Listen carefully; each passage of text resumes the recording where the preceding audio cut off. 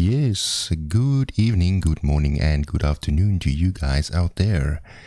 My name is Fanny Reinders, and today we are going to do another live coding with all of us together. Before I go on, when the whole intro was going on, Jan de Vries subscribed to my channel. Thank you so much, Jan.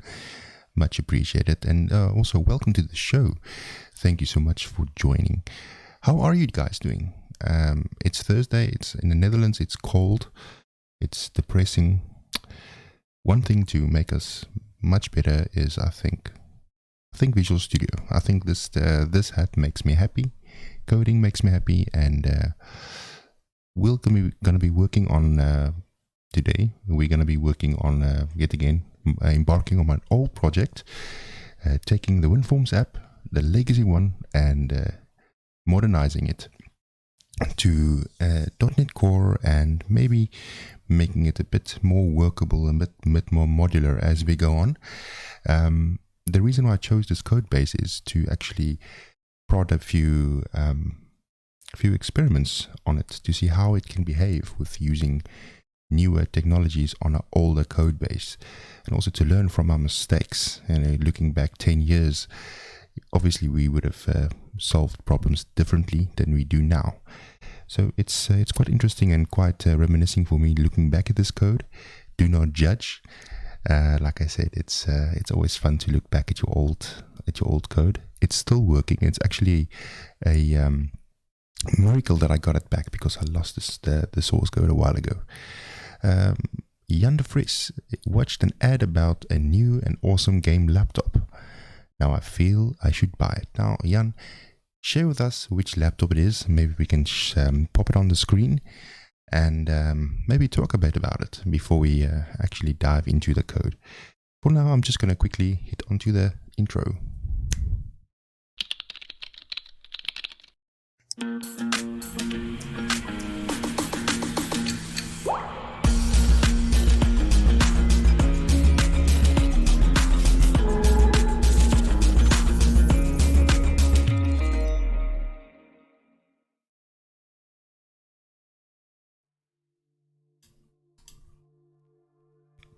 So, back again with some music of Happy Machines.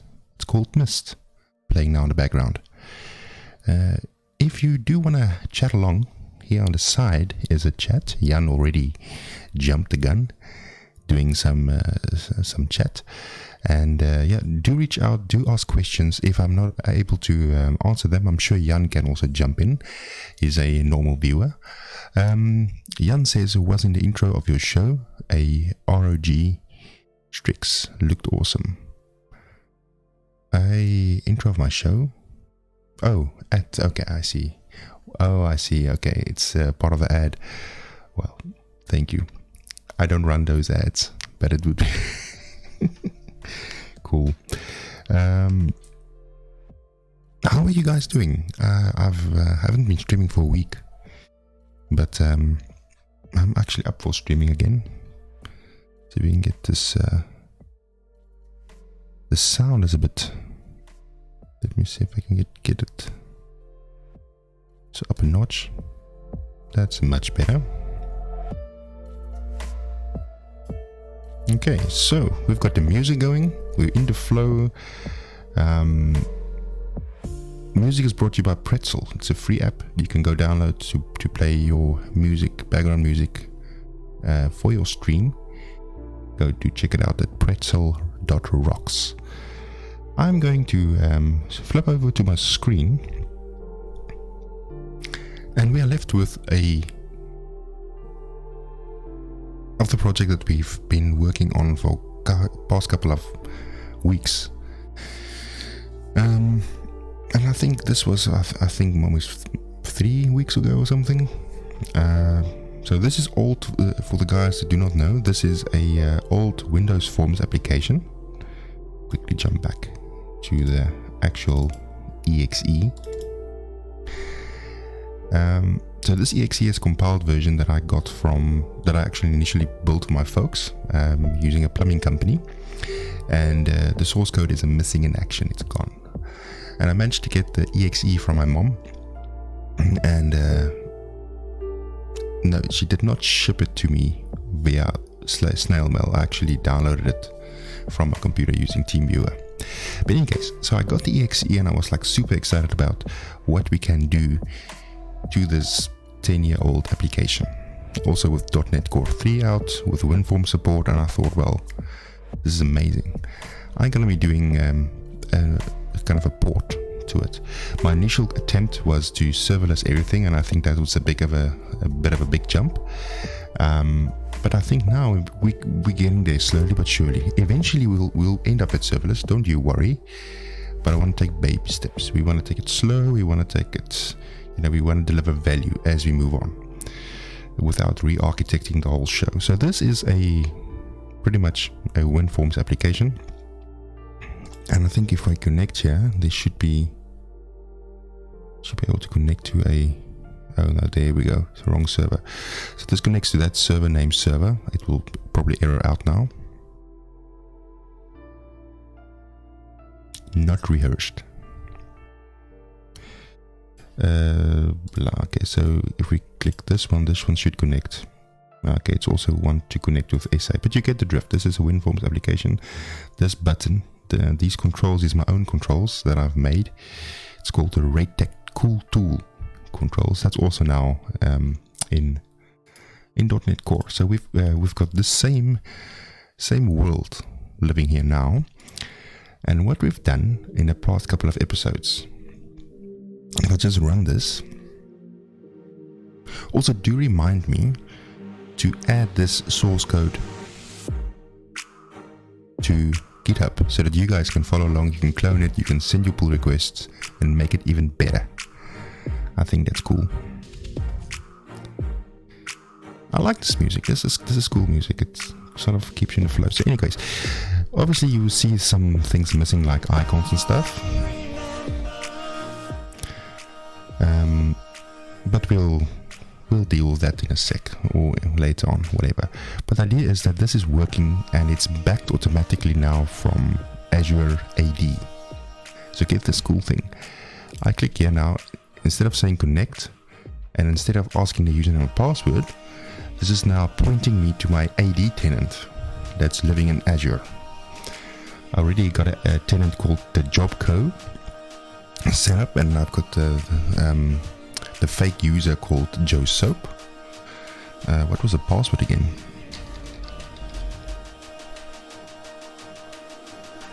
Was that the password?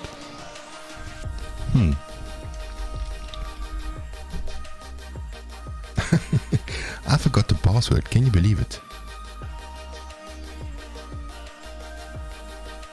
What was the password? I forgot the password. Oh my soul.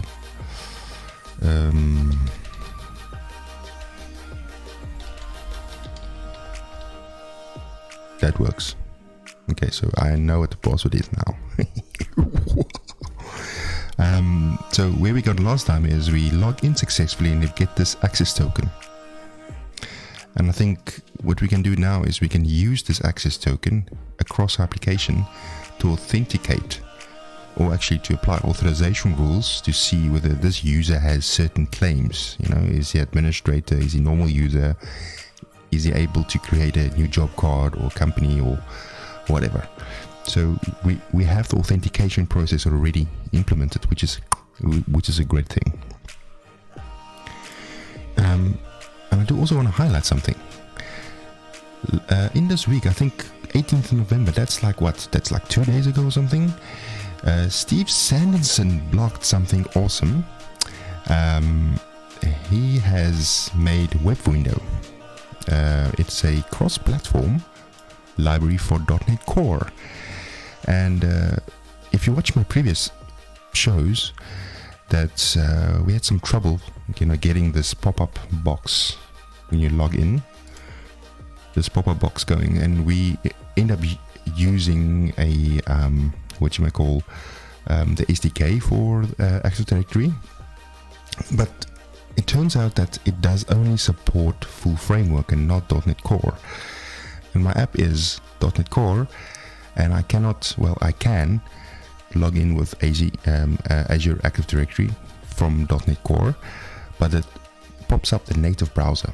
I wanted to pop up the native, like a window, my own window, not the one I make, but sort of managed window, the same experience you would have gotten from an Android phone or an iOS device. But that's only supported on a full framework. So it's a bit of, what should I do? So I ended up implementing, the way I've implemented this is by calling through a proxy. And because it's all going away hopefully soonish, when we all are moved to the web, then you don't have this WinForms thing. And I've built this Azure login proxy, and that's a full framework application, and that's as small as possible, as small as you can get. And its responsibility is basically just relaying. It gets a window handle as an argument.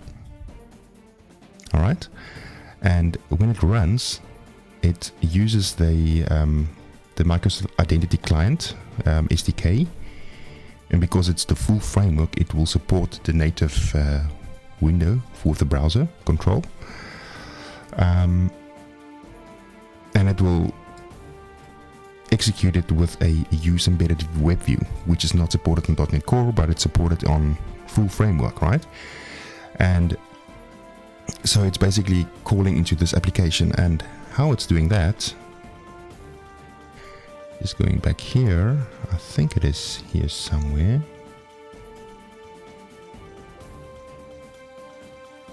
Just to find it again. Oh yeah. So I've got this function login with Azure AD, and for now this is kind of a hack, right? So I just call this exe, and I give my argument is the handle of my main form. So I pass that through, and it turns out that it executes this Azure logging proxy in a managed process, right? So I think it's in the same process, right? Called process.start, with these process arguments. And then when this runs, just go back here, I give it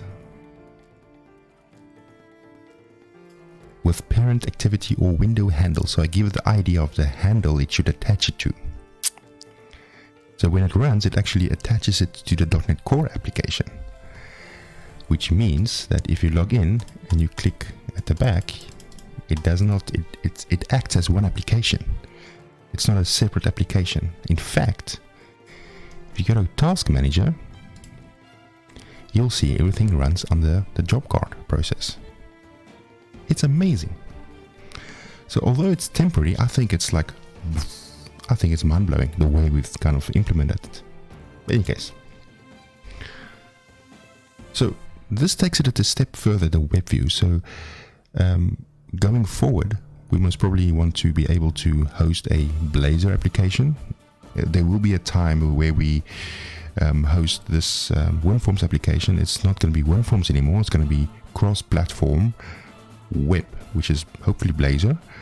And for a time being, for a very limited time, there will be a kind of or maybe we will see how it goes. There might be there will be a native shell around it all the time, like an Electron application. But because Electron is heavy, WebView solves this problem. It's a cross-platform WebView library, so we can just ship it as a native app. Well, it is native. It's no quotes. A native app that loads a Blazor application. So Jan says, my dear Jan, he says, wow, you're so running a random app inside your .NET Core app. That's some next level inception. Now, it's not a random app. It's the one I've built myself, the proxy. But it's kind of, I can control what goes in and what goes out. But yeah, it is next level inception, if you want to put it that way. Right, so this web view,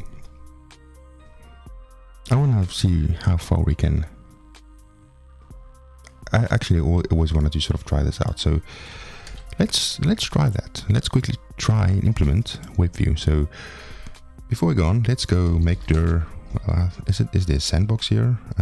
See sandbox. Yes, there is. Make their WebView, and we say WebView, and we can say .NET new where console. So we can quickly try out this this WebView thing before we move on, because I like to do these kind of POCs impromptu, unrehearsed. Move that there. Great. So, and I think what we need here is an item group. If I can type. Oh, it's already there. Forget it. It's already there. Thank you. That's there. Okay, so we now can just navigate to that. Cool. Let's run it and see what happens. Yes. Restore. Do everything you need to do to make this thing work, man.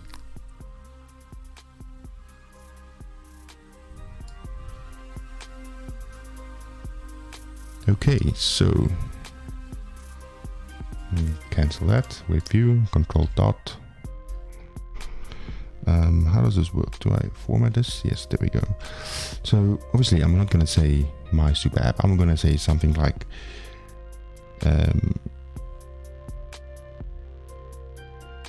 .NET is awesome. And navigate to string, who needs that, right? So we're going to say navigate to URL. And guess where we're going? We are going to, not my blog, come on, we're not going to my blog. We are not going to my blog. Oh no, no, I'm joking, we cannot go to my blog. It's HTTPS anyway. Let's go to SDNcast. That's our weekly podcast that we do every Thursday night. It's Dutch, but sometimes we do it in English. Depends on guests. Kasi guest. SDNcast. There we go. We do like demos, events of the week, and news of the week in tech, in Dutch. You can go just view that and to see how I speak Dutch. And I think Jan can concur. My Dutch is not so bad, come on. But do check that out. If I run this, I should be able to see a window pop up.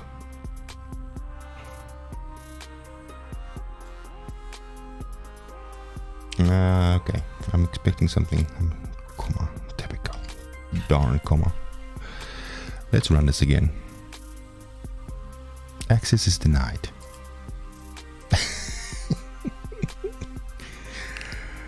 Okay, that's the first time I run it. I get access denied in my face. You're a pro in Dutch, says Jan. I know a lot of people who speak it a lot worse. Pat Hermes. No, I'm joking. Pat is a great guy. I miss Pat. But Pat has gone back to his home country, Australia. So I'll go visit him, have a couple of beers.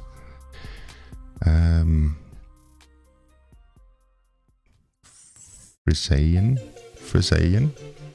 Okay, mostly. Oh, get what you drift. Okay, so what is wrong here?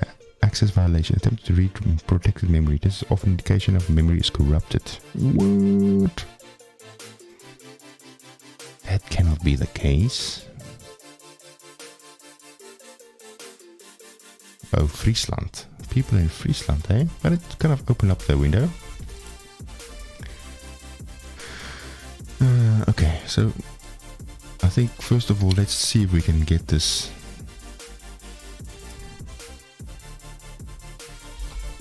Get this demo working of Steve. Also access denied.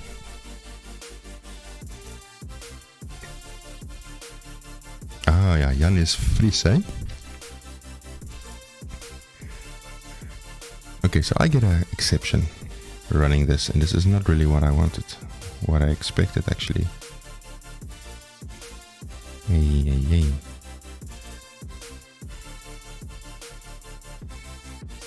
I think there's an issue maybe.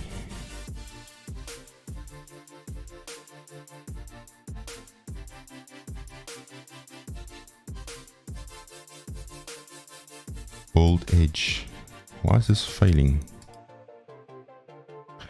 Is there a newer version of WebView? Let's check it out. NuGet.org. WebView.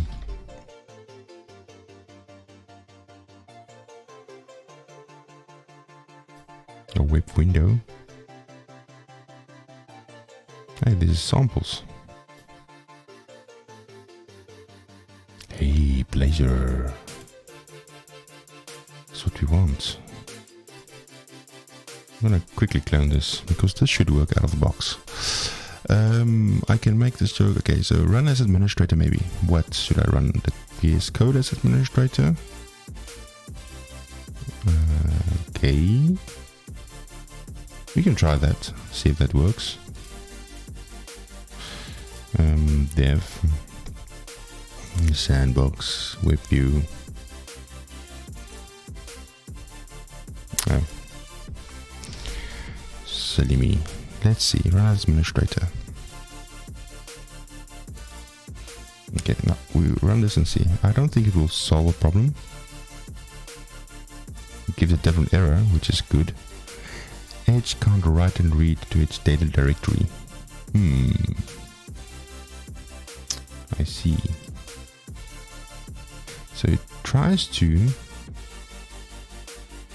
Okay, so that means... that works. Okay, so for some reason when you launch the debugger, it doesn't work. So I think it's just an error on the... maybe .NET Core 3 or something dodgy. What am I running here anyway?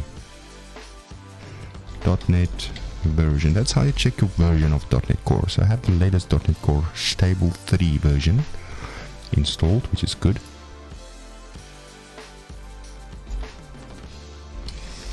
Control build. That should build a guy. Okay, so now let's see. If we open up again.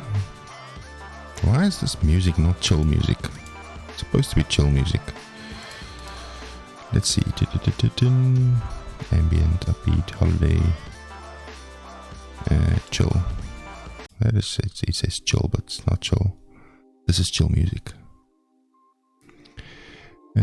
Okay, so dev, sandbox, WebView, bin. Now we should be able to see SDNcast. So this is a native Windows application running in .NET Core. And this is where we're going to be heading. So we're going to be using WebView. The moment you start at exe, it's going to be executing the WebView. And I was thinking of creating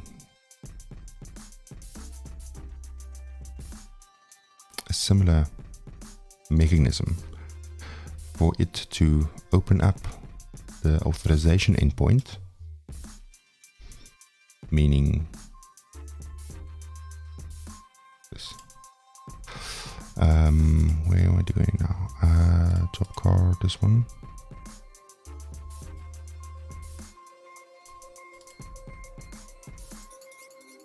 Let's see if we can go in here. Debug. Chromely. When you connect this, whatever running is on the background here, I need to open up.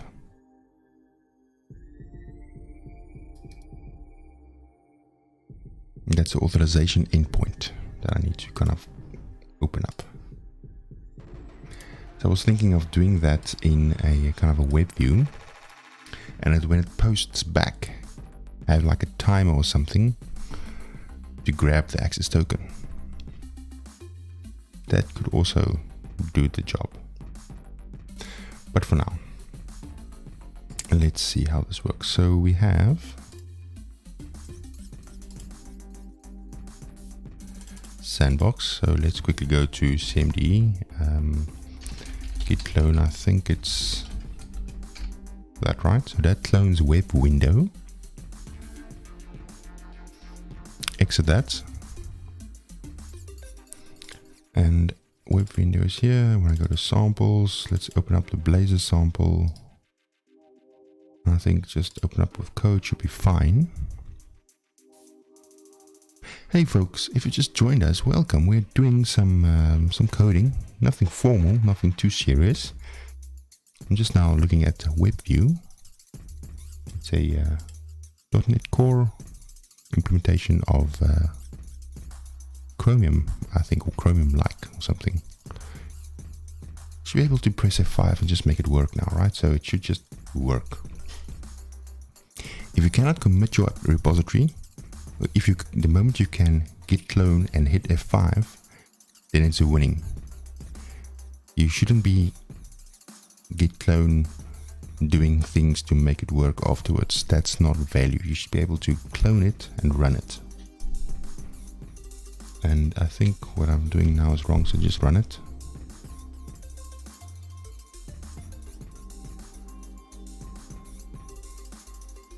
Okay, there's still maybe something wrong with the debugger, but in any case, so it compiled. So if I go in here, this opens up this is what we want. We are moving towards this model, whereby you have a Blaze application. Okay, it's even got the little web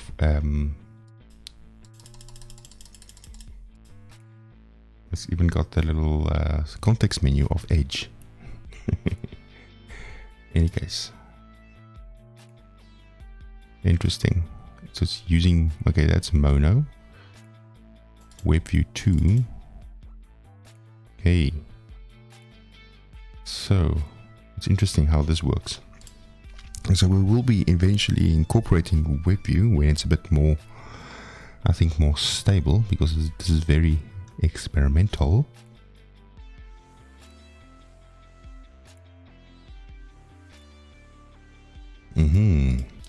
Use Visual Studio with C++ support enabled. You must build in 64 configuration, not any CPU.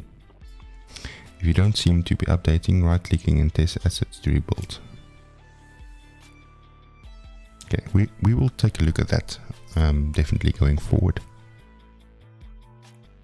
Okay, so stopping this guy. Let's sort this stuff out a bit.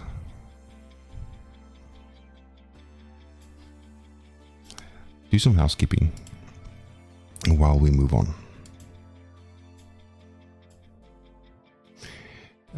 This data is the data layer that we're busy building, and functions we're busy kind of stripping away. But the idea is we want to keep, I think I've got SQL. Do I have Data Explorer? Data Studio. I've got the database locally running.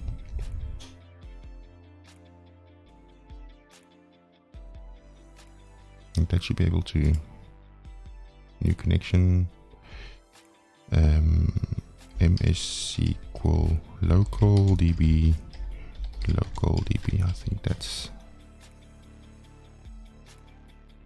the database name, right? So no, it's wrong. I need a slash. Now I have to wait 6 years.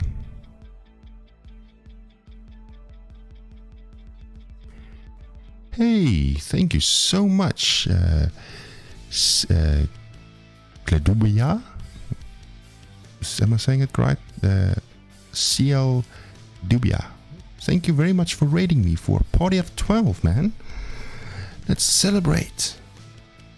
Let's do like a caption. Welcome everybody I'm doing .NET Core coding. How are you doing, dude? How do I say your name? I always get these folks with cool names that I cannot pronounce.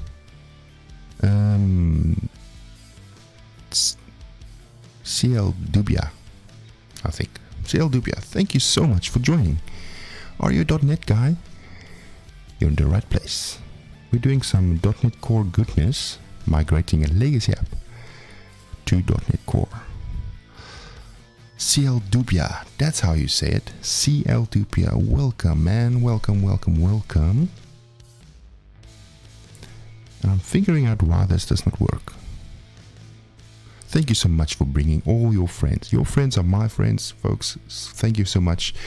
If you guys want to follow along, please, on the chat here on the right, you can ask your questions. We all help each other. And oh, so much. Thank you so much. I've got like another one here. It's like a transparent one.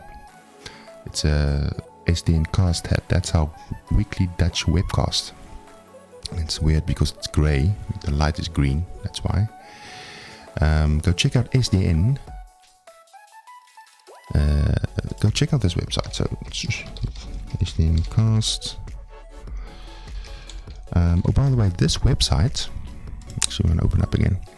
So this website is an old ASPX or old ASP.NET Core application, and it's also part of this stream that we're doing.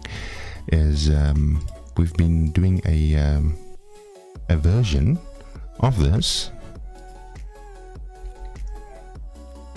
I think it's preview.azurewebsites.net, I believe.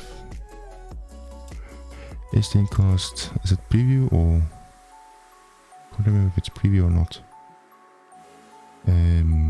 I can't remember. I'm gonna quickly check.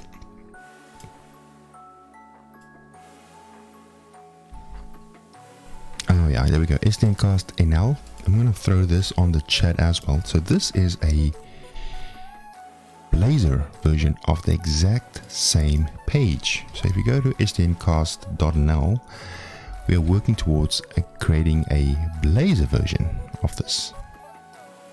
So awesome stuff. No, that's not preview, come on. This one. This is the exact same application, but it's Blazorified. So we're also doing that. So if you guys into Blazor, do check out do follow along, do follow my show. Sometimes we'll dig into this application. This is almost done. And we've basically converted the ASP.NET Core application 2.2, I believe, to .NET Core 3. And it's called Blazor. That's awesome. That is awesome. CL Dubia, we just had done some Blazor server on my stream. Please, can I get a shout out? Please, can you share your stream? We will definitely take a look at it, and I will want to. I don't think I've got the shortcuts to do that shout out. I don't have that. I should actually implement it. Sorry. I'm gonna make a mental note of it. There we go. Thank you so much for posting it, CL Dubia. This is your stream. I'll go and follow you. It's Streamception. It's Streamception. Let's do a Streamception there. 1 p.m. Eastern on Tuesdays, Wednesdays, and Thursdays. 3 times a week is lit, man. It's cool. Doing a little Streamception. Anyways, I'm getting sidetracked now. I'm getting super sidetracked. Let's cancel all these things. What is all these things? What? Jason Viewer? Oh, this is old. This is so old. Why is all these browsers popping up? Okay, so what do we have here? So how does this work? So when I run this application, these icons that you see here, it's actually just read from file, and it's reading from this from the same directory, and it's by design because the old application is working like that. The first phase of this is to get it working as is, but with a bit more modern backend stack. Think about replacing the user management with Azure AD, and also having it run in the cloud mainly, but still have it sort of modular so you can upgrade it a bit. And I want to dissolve the WinForms part of things to make it web-based basically. Let's see what's happening here. I think it's in here, and there we go. So if I'm not mistaken, it should be reading it from the debug here, I believe. Wildlife fetch. So the JCC files are the files that it's reading. That's the little icons you see, and that's basically just a 3-line file. It's the other way around. Looking for that server and that database. So if I connect to that, we should be getting a database.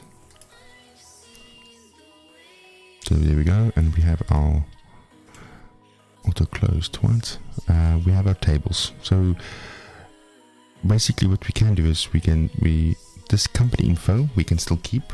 Like I said, keep everything as is. But this system user is basically now redundant, because now we're not saving users anymore. We could still somehow make use of these things, but I want to be able to get rid of this. Team is not used at all. Team was a thing that I was trying to implement, but so there's a database, and I wanted to be able to run in Azure. And the idea is that we still need to have this file mechanism to be able to have shortcuts to your database. So it's a database per tenant. But the idea is that when we move to Azure completely, or the backend, we will most probably move to Cosmos or something, and we will chuck all the databases in a Cosmos DB, make it more manageable. It does not need, there's no legislation saying that it has to be separate databases. Just make it one service, and chuck all the databases in there, or even make it multi-tenant from the get-go in one database. Okay, that's enough ranting about what I've done. Moving forward, what are we gonna do? We need to hook this. When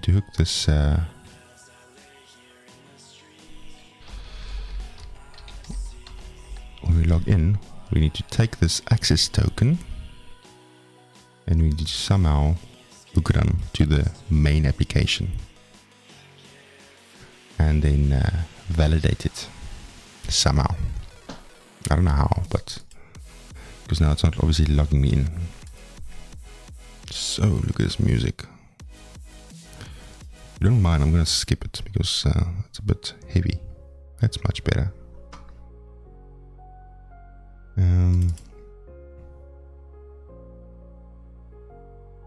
It's not here. Where is it though? Main. It's been a while, so please bear with me.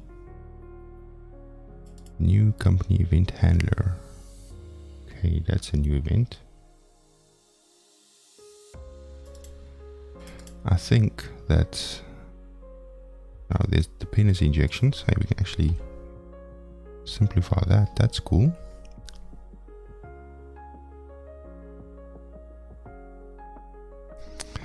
And we've got load app. We've got all this stuff.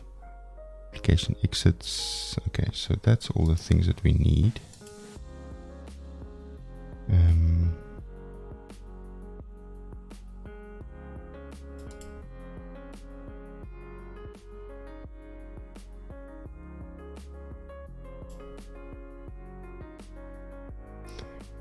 Okay, so let's see.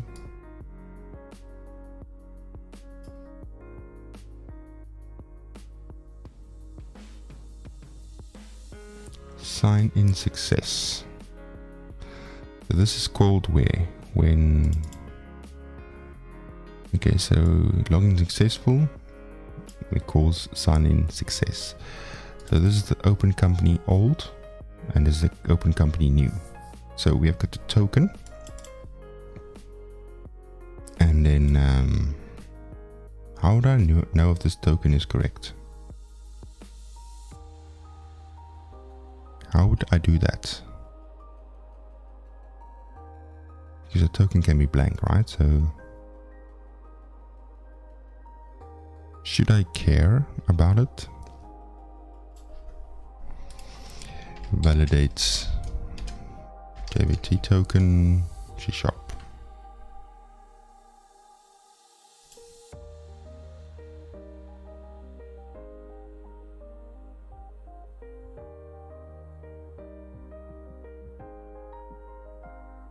Okay.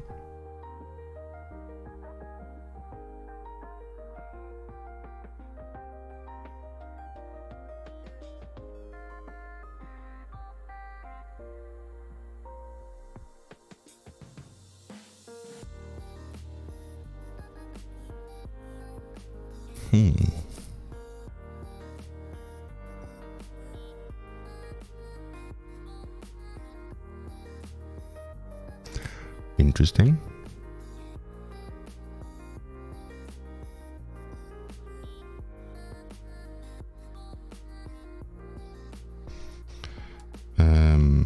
Console application. Maybe there's a create and consume JWT tokens. Okay. So that's the key. Blah blah blah. Symmetric key. Credentials.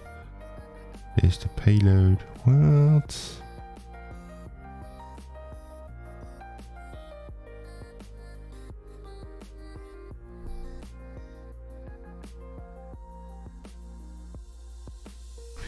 Handler read token. Okay.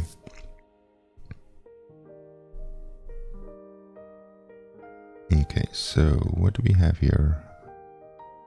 Maybe it's this one that we use, but what's the difference then between the other one? Just installing NuGet packages. Why not?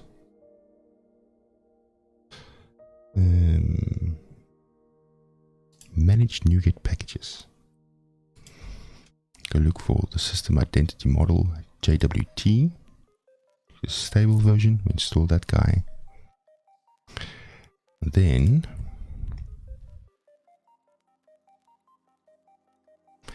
if I'm moving too fast, guys, please ping me so that I can slow down. Okay, so we've done basically this part. This is a part we don't need to do. I want a handler like this. Okay, put it here maybe. That's a token. So what we'll do is we'll put this guy in there, and it's just getting the token right.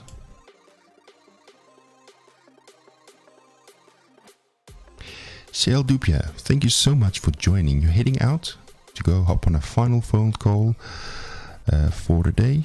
Enjoy the phone call. Hope it's good news, and see you again later. Thanks for dropping by. Okay, so now token. Okay, that's the token. Maybe call this token string.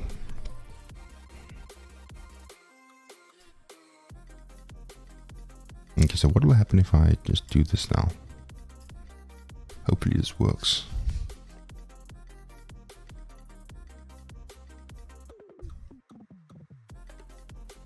Connect.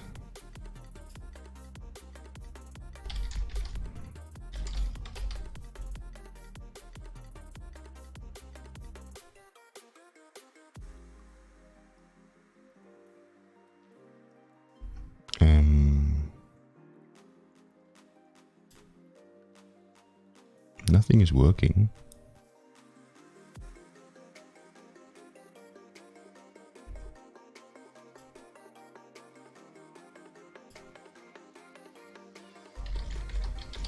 that was not the right answer. There we go.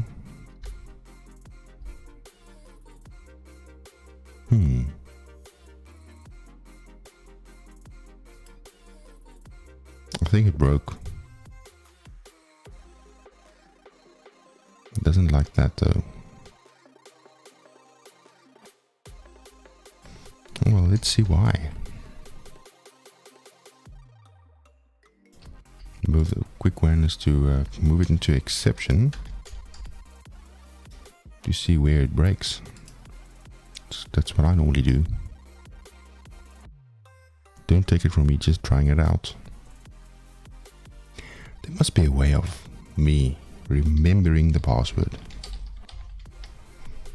Okay, so that's an exception. So it says, what is the exception? JWT is not well formed.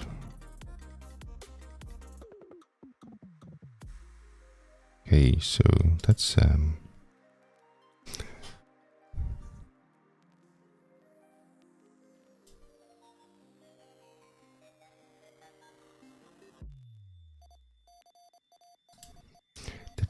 token needs to be in JWS or JWE compact serialization format. Interesting.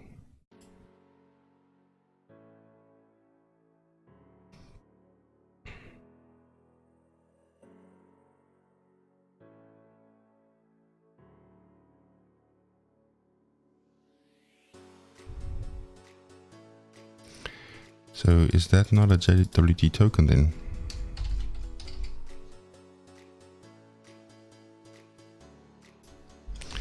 From Azure AD.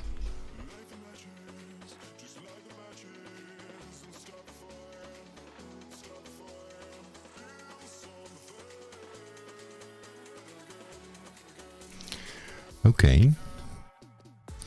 We need to verify the ISS and or claims. Okay, blah blah blah. The access token from Azure AD is a JSON Web Token. It's a JOT. JOT includes 3 parts. Okay, so that's what we have.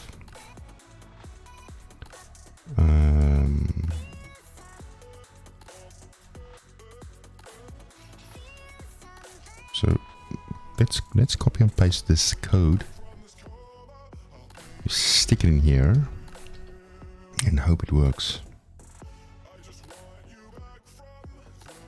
Okay, so this configuration manager. Oh my soul. OpenID configuration. None of these things exist, so we need to kind of add.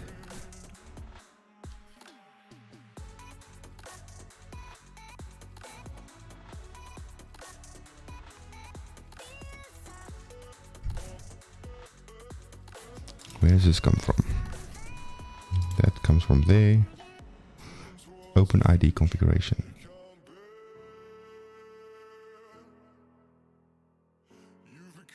Signing tokens.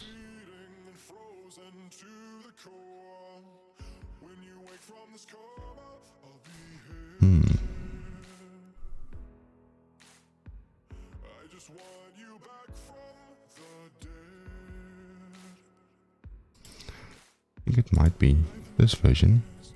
Just like spitballing here.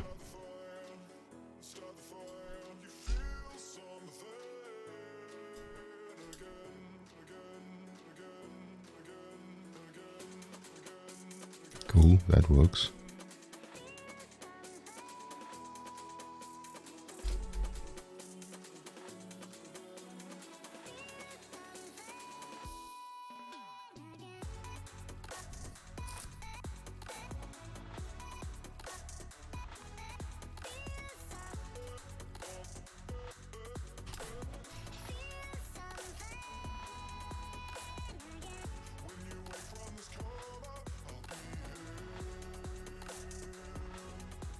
Issue signing tokens. This does not contain that one. Issue signing keys. So do that, will it break? I don't even need this. Do I? I just want a handler. So let's see, validate. Let's call this validate JWT.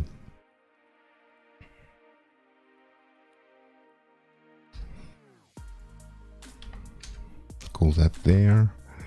Pass in the token string.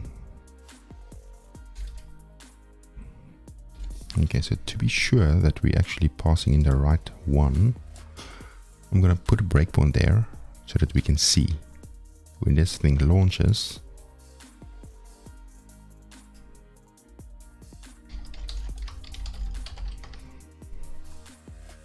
Okay, when I type the correct password, there's the token, F11.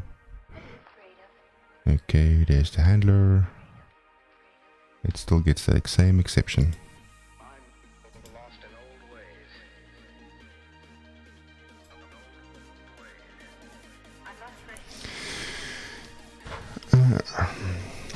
JWT is not well formed.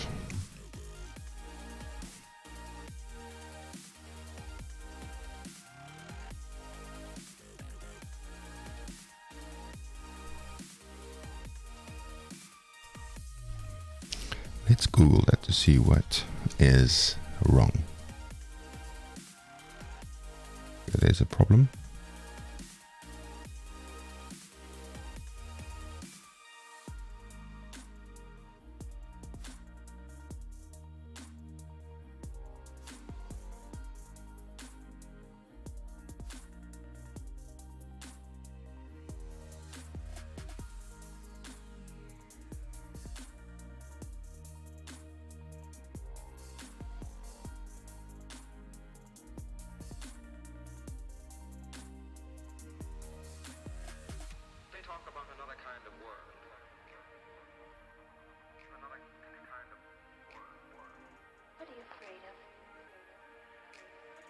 Okay, so it says this works for them. I beg to differ because it does not work for me.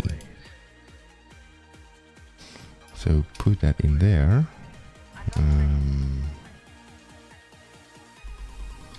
Token string.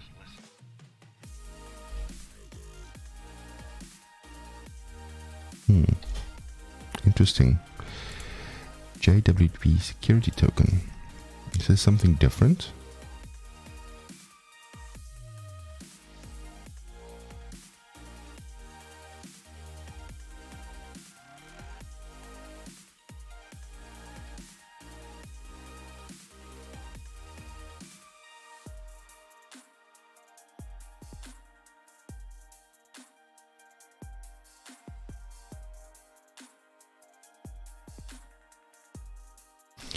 I double checked that, yes, it's a version.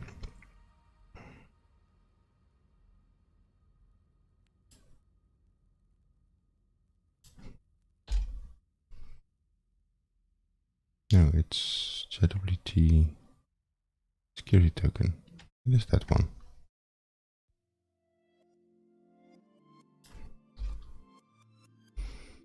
The namespace incorrect.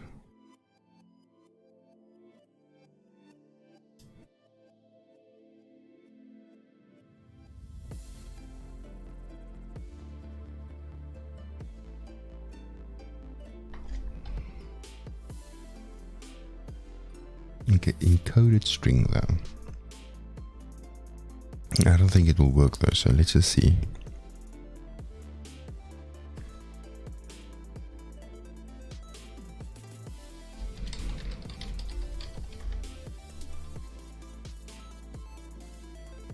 Okay, this is a legit token, right? So even if we do this, let's go to jwt.io. This is where you go to validate your token. Here we go. I should be able to get a header, the payload, which is the data, which is the audience. It's the issuer, and all these other funky things. Joe Soap I need, and I have his email address. You know.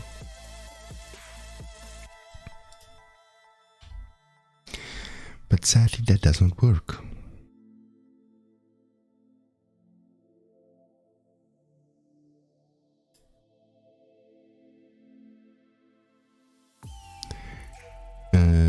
Okay, so it has 3 segments, but not in a proper JWS format. So that's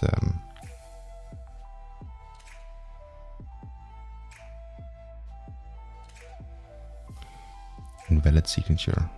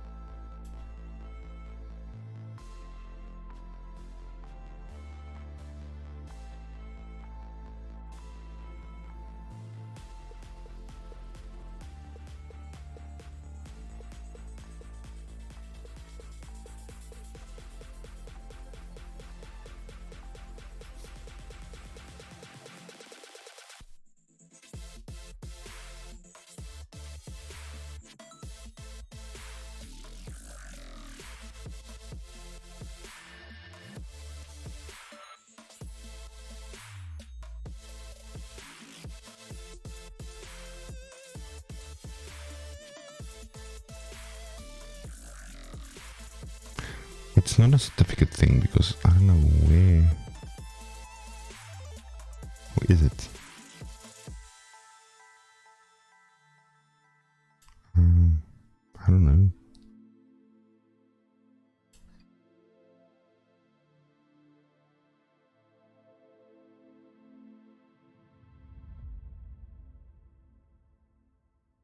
Okay, this is getting the same. Okay, let's do the same thing.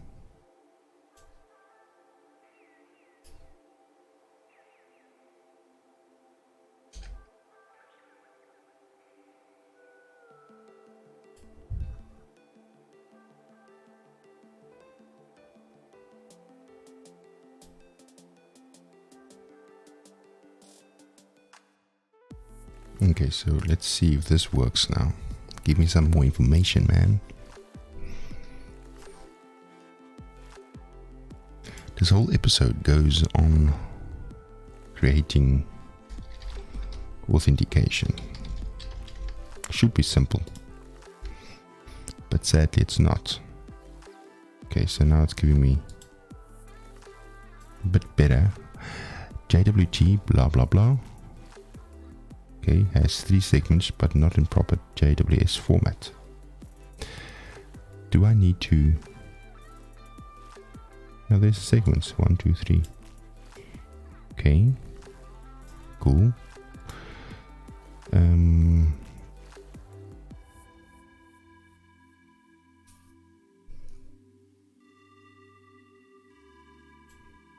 It turns out that the key size for the security key needs to be at least that. The length of verifying is not obvious from exception, so since is hidden. Adding the line, the new exception text, argument out of range.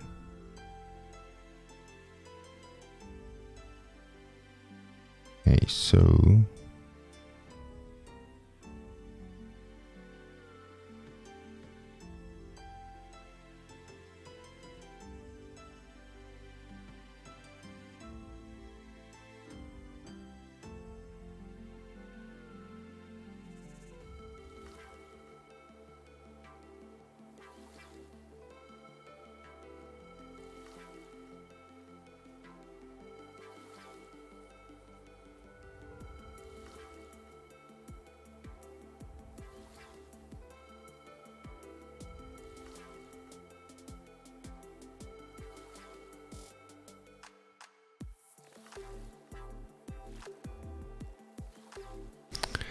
interesting. So this thing, I probably need a certificate. So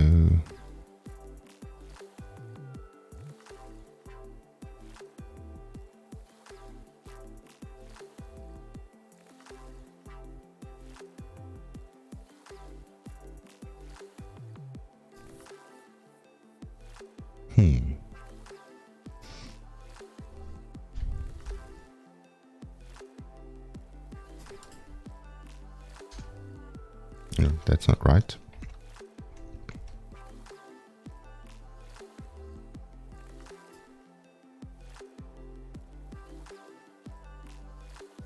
Guess the thing cut off or something? Most probably.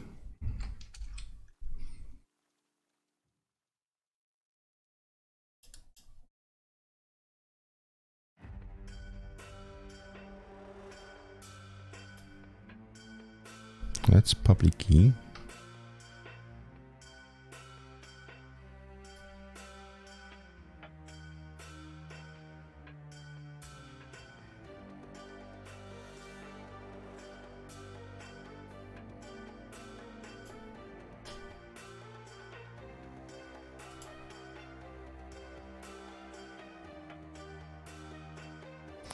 So that's the thing, I don't know.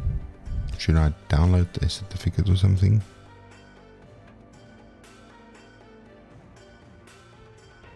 Critical vulnerabilities. What?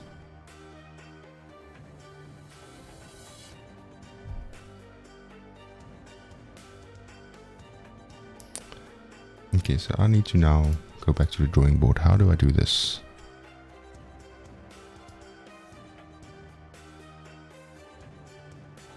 Okay, access token using the access token issued from your root or URL should be treated as an opaque.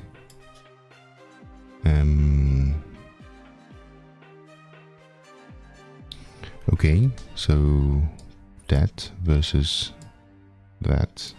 The second one can be treated as JWT and validated.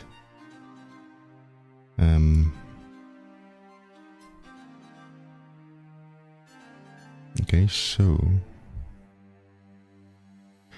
hello, Martin van Stam, and I don't have the handlers and the fancy commands out there. I like human interaction. So I'm busy working on that WinForms application of mine with our journey towards serverless, but we're going to be doing some steps to validate a couple of things. Currently, we are checking out how to authenticate via Azure. We already have it working to log in the user, so instead of saving my own passwords, now outsourcing that to Azure AD.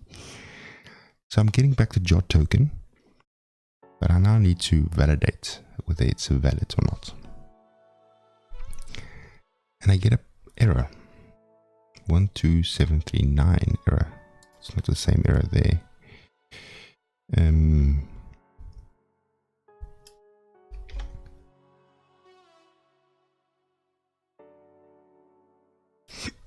I think this is also the same error.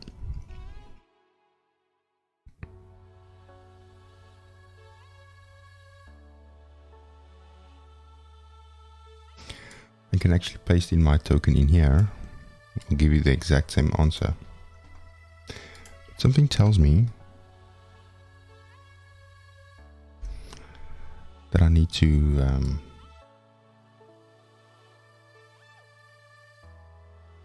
new line constant. What? Oh man, what's happening here?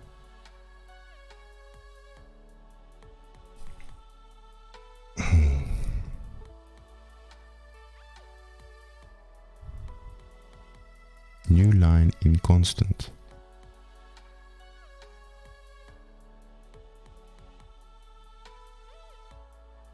Okay, maybe it's that. Cool, that should take away the problems, right? That's also the same.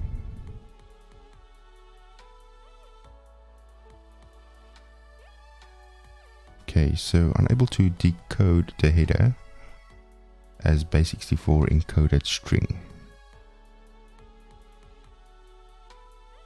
Okay. Let's add this guy in there.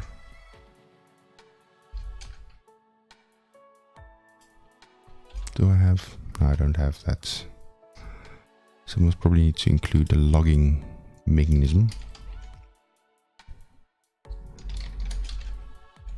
there. Oops, that should go away.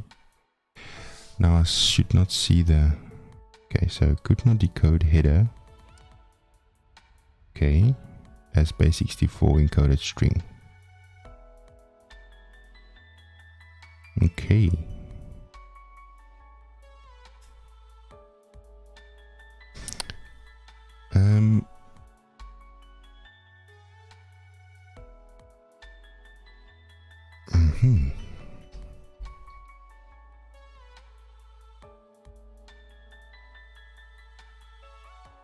And if I do that, get the same problem. Alright, so let's see if we can figure this out.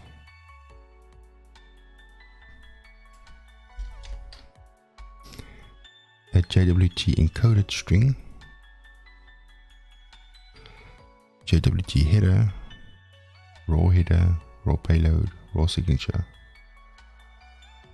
issuer, audience,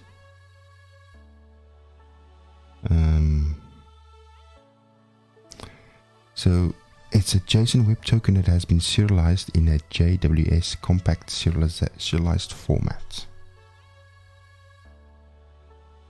Okay, JWS format.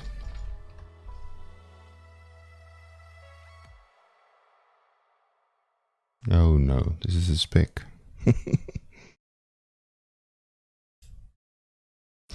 From JWT.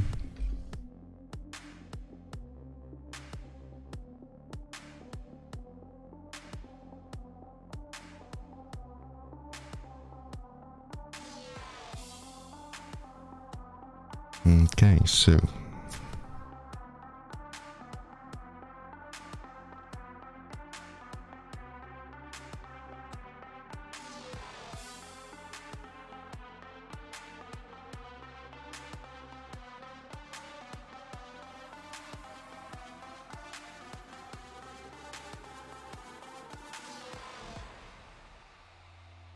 a signed or encrypted message can be serialized in two ways: by following a JWS or JWE specification.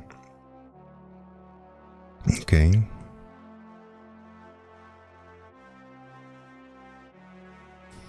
The structure of a JWS token, okay, it's this way. But I want JWE.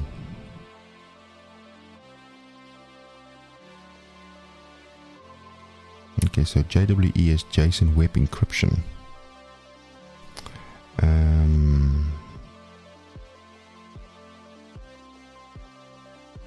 Okay, so I need some kind of... So JWE compact serialization. A JWE token is built with 5 components, separated by a period. A header, encrypted key. Oh no, all these things. There must be a better way of doing these things.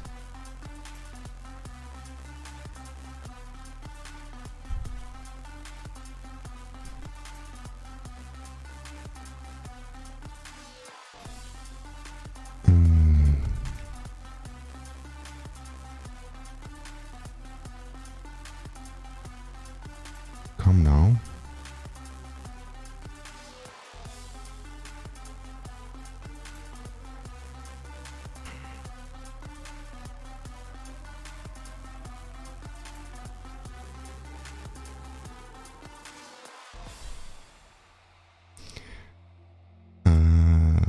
Okay, let's go back here again and say do that.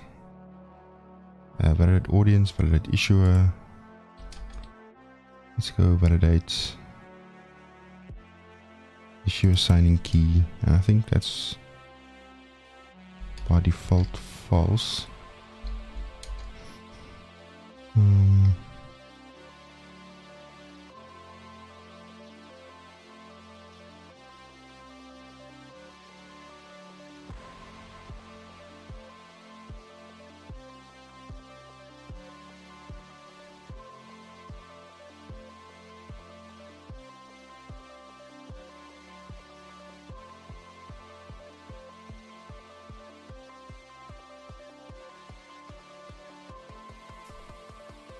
Let's see what happens if I go to this website.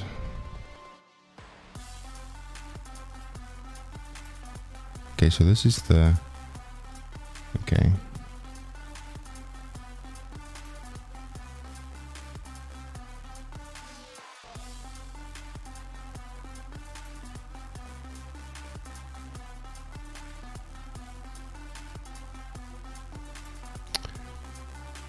Did you know you were announced on the Clarklaws Discord friend announcements? No, I did not, Martin.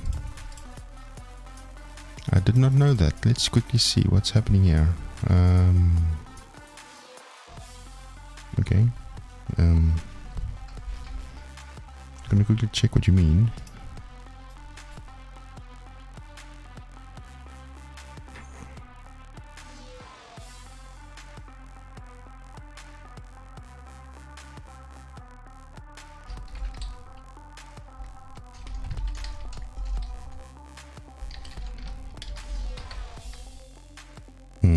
Okay, so whatever.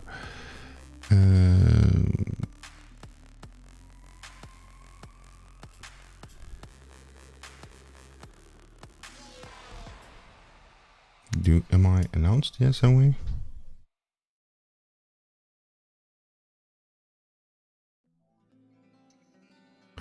Oh, cool.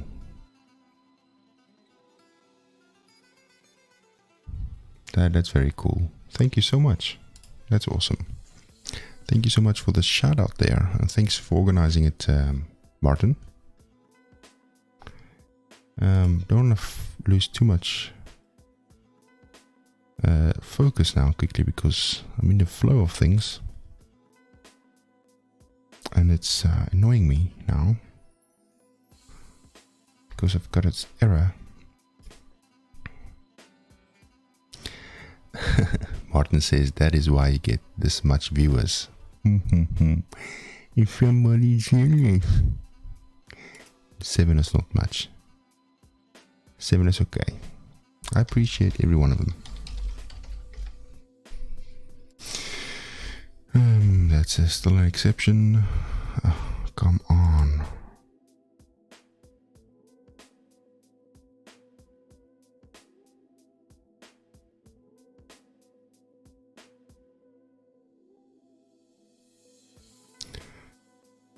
Okay, so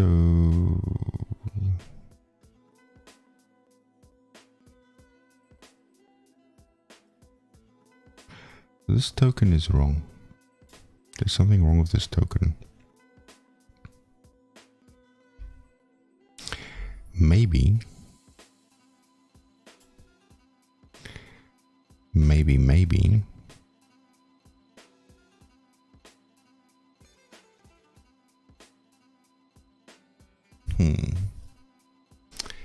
I think maybe the problem is not there. The problem is with the output.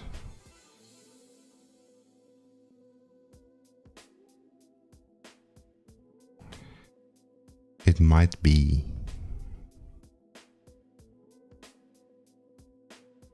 Let's try that. So we have got this proxy thingy. And the standard output that it returns might have a limit. So what I'm going to be doing is I'm going to say good old file, the write all text, write token.txt, just for the giggles, and write the result in there.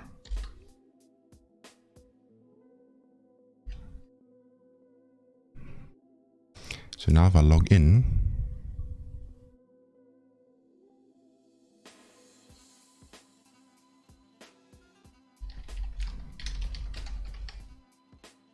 okay, that's the token I get back. Ends on Q.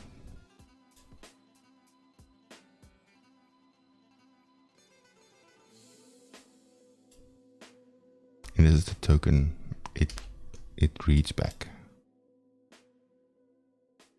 Aha, can you believe it? It ends not on Q. So I go in here. Check this cool trick. What you can do is you can actually, before you go in, you can remove. You can add stuff again. Okay, I need to give it some. You could do that. Add a value in there. You can change the value. Still doesn't work. But now I get a different error.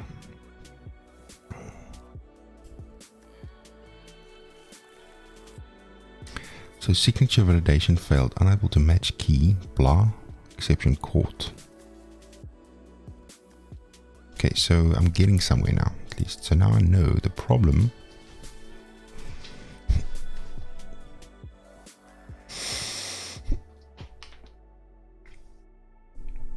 is the output.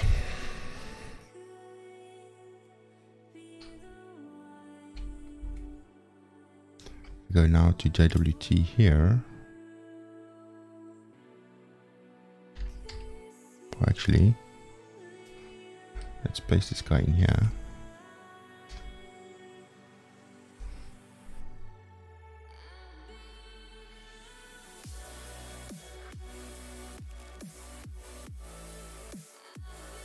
Okay, Newtonsoft.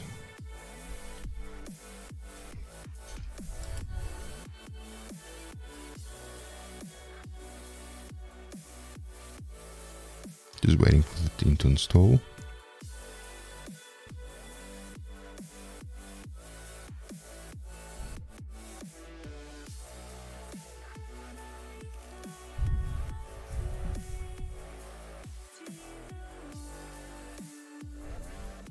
I'm almost 100 followers. Wow.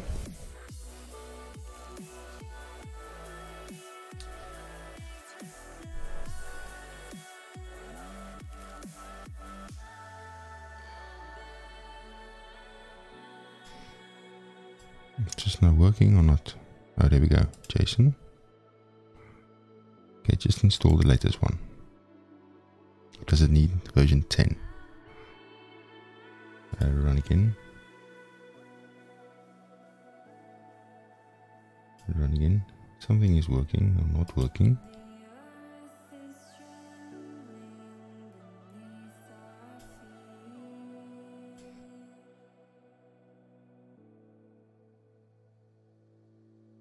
It's actually breaking.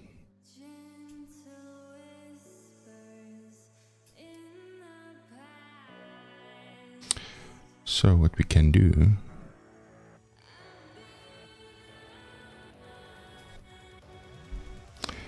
can say token string is file.read all text token.txt. I know it's not the right way of doing it. Bear with me. I just want to see where my problem is.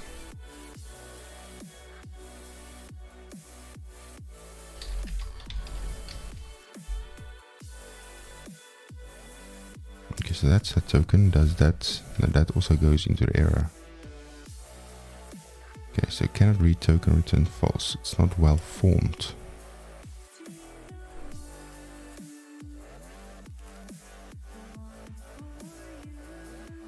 Still the same error.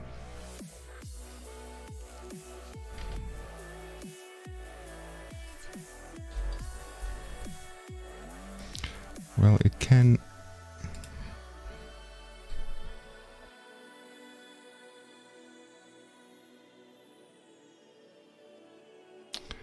Okay, let's go back to the drawing board here. Let's go all the way back, and we say validate access token from Azure Active Directory.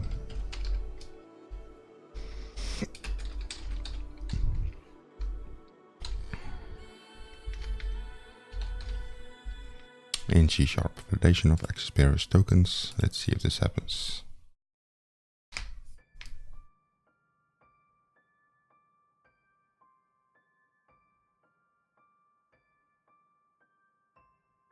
Okay, so let's go here. Maybe.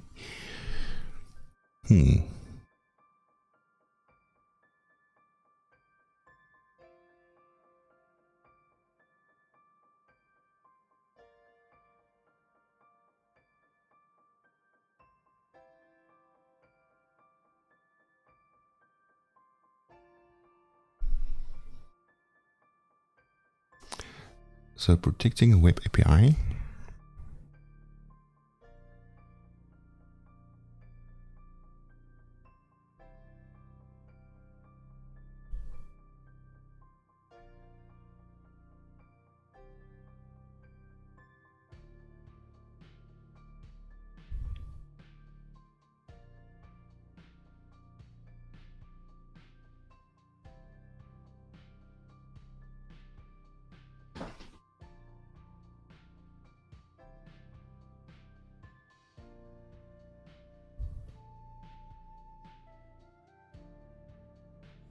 It's too much words.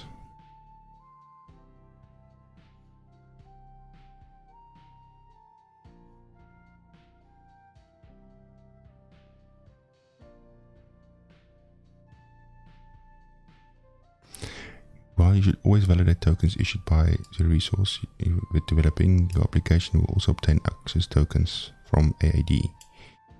AAD will provide access tokens in whatever token format that is appropriate to that resource. And this token itself should be treated as an opaque blob by your application, as your application isn't the access token's intended audience. And thus, your app should not bother itself for looking into the contents of this access token. Really? Your app should just pass it in a call to the resource. And the called resource's responsibility is to access. Really? Is that the case? So there's some kind of service that does that.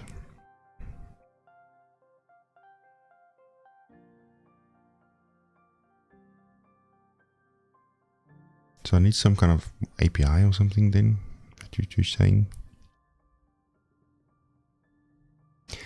When application receives an access token upon user sign-in, it should also perform a few checks against the claims in the access token.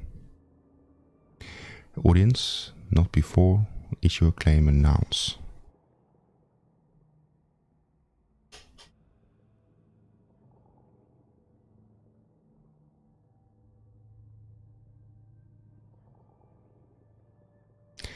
Okay, so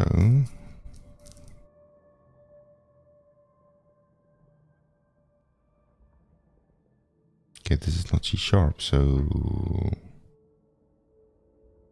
my eyes bleed if I see VB.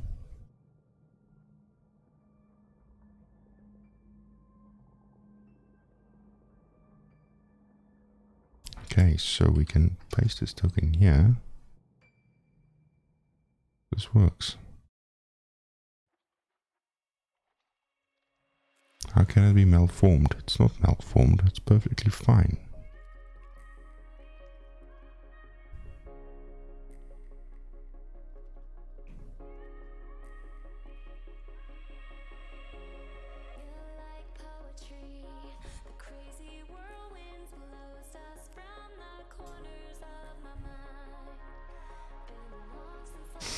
Okay, so found a solution based on blah.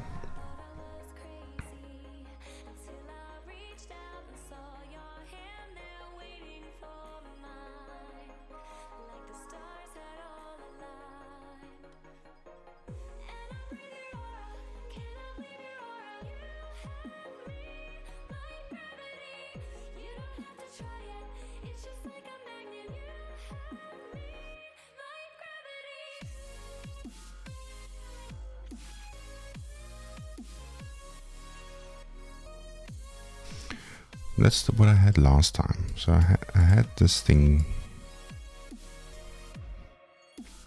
in here. We need to get this working.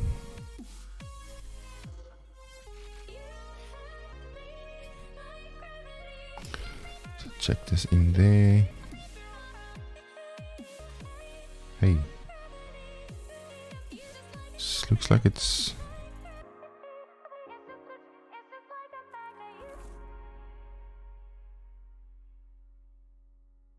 does not contain a constructed it.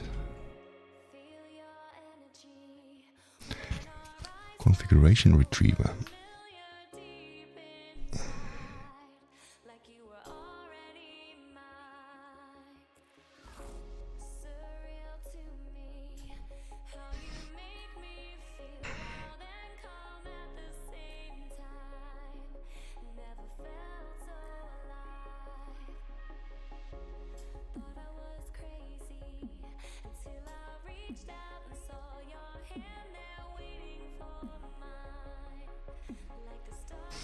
Well, in this case, it's null.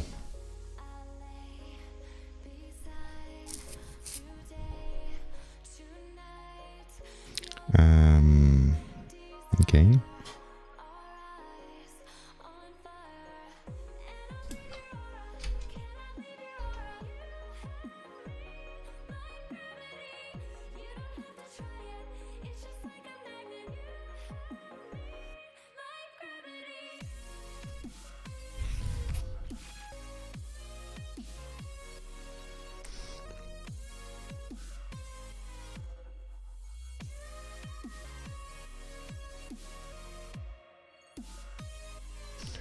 Okay, so my tenant is... Let's actually do that. Oops.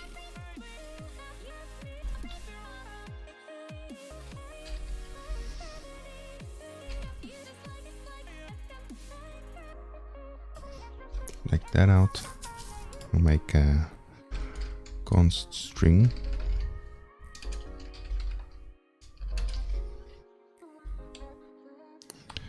Duplicate that and make audience.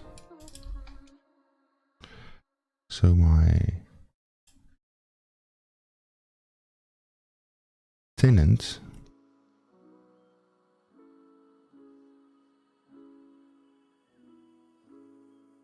is what?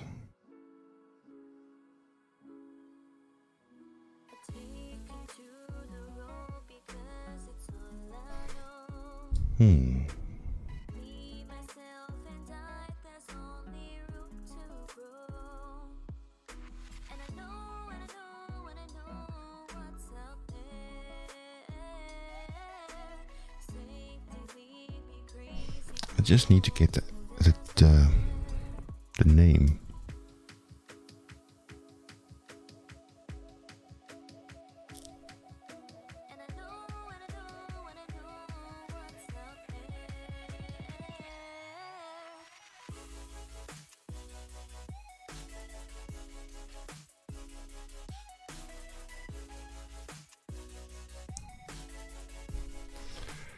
This tenant ID I can use 1830.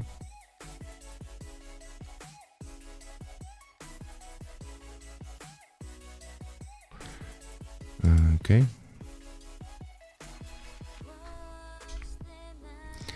And the audience with that, I think so.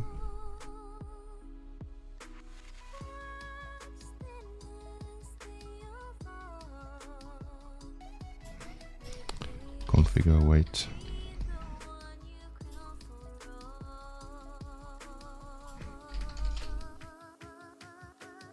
Okay, so what's the problem here? Issue assigning tokens.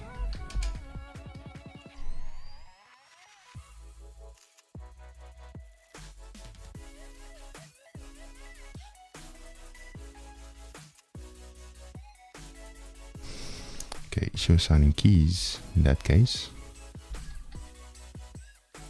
Config.signing keys most probably. Certificate validator. Okay, we're getting somewhere. Certificate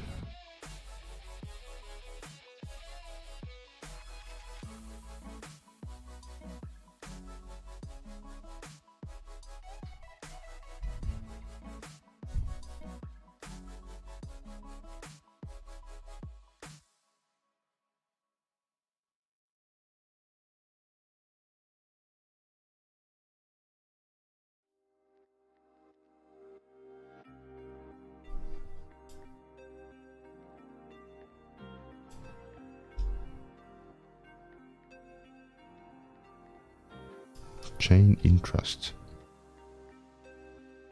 Okay.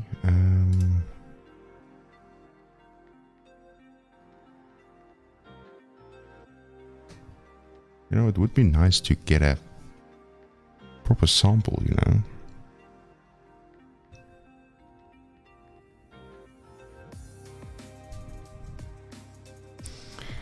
Let's go to the code.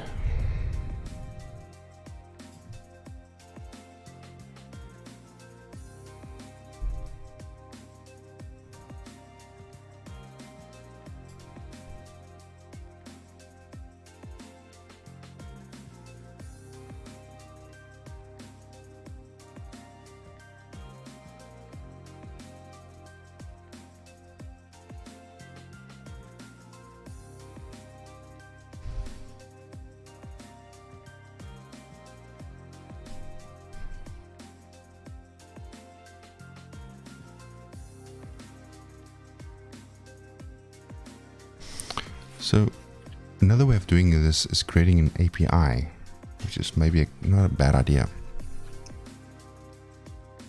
To say user, and then it will provide it.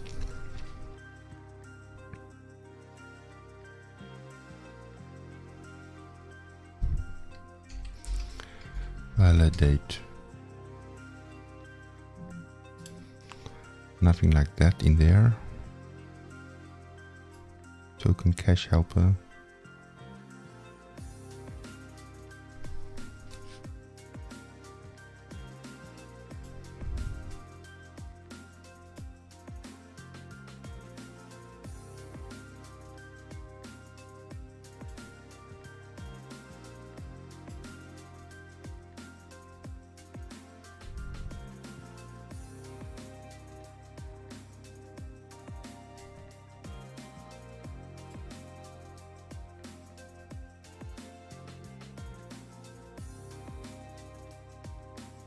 Come on.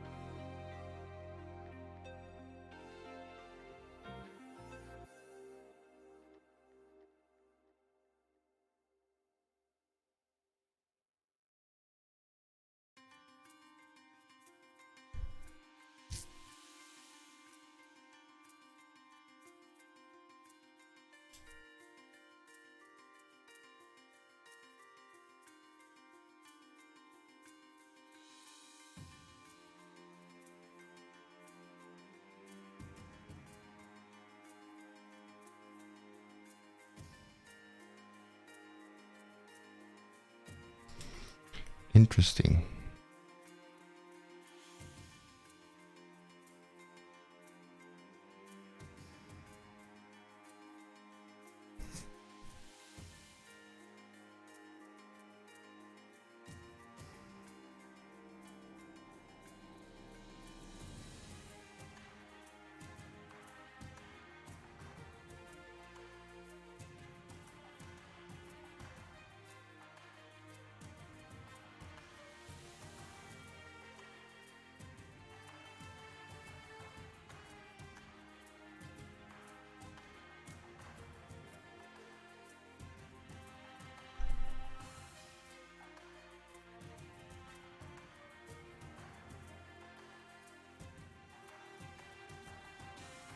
Check if there is a DWT in a authorization header and returned unauthorized if the token is null.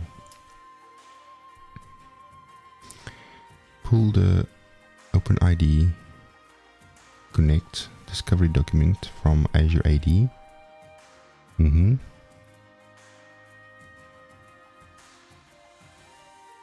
Yes. Config manager.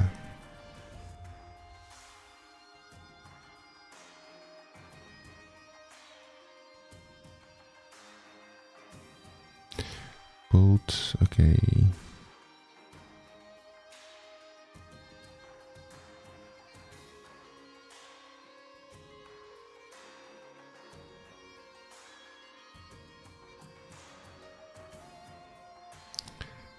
Right, so this is a list of valid issuers, validation parameters, valid audiences,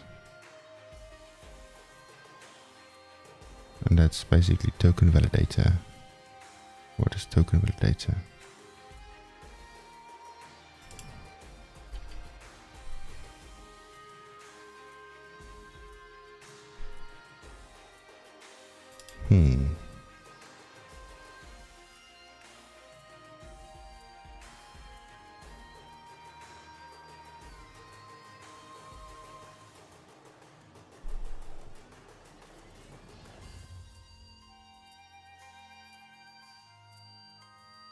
So let's see, we maybe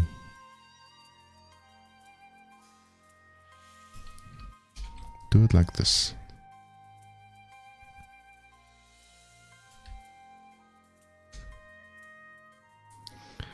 And tenant in this case can replace with tenant here, right? So it should be that. Let's make this a vil. Oops, small letters. Audience and client ID. I think the audience is that. And a client ID. Let's just say client ID. Is that important though? Because we could use this.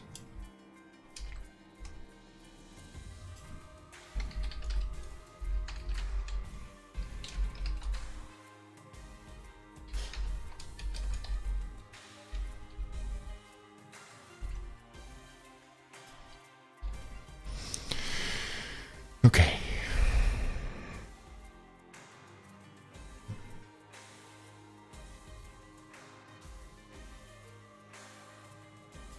Please work. Doesn't even build.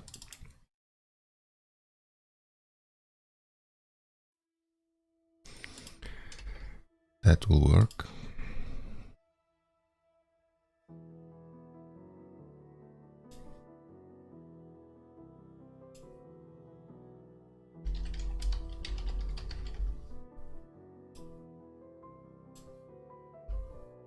Hey, that worked.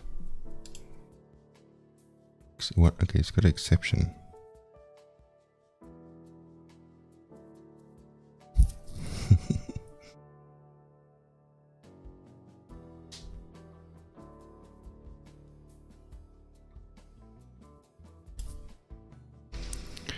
In here they've got a config retriever. Config retriever is not in here though. What version?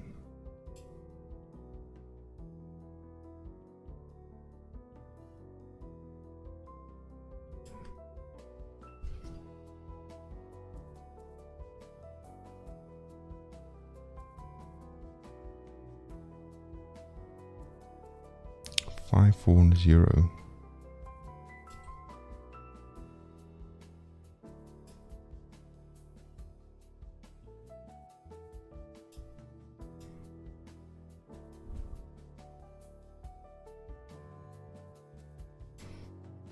Okay, so let's make that 540 to see if that will solve some of our problems.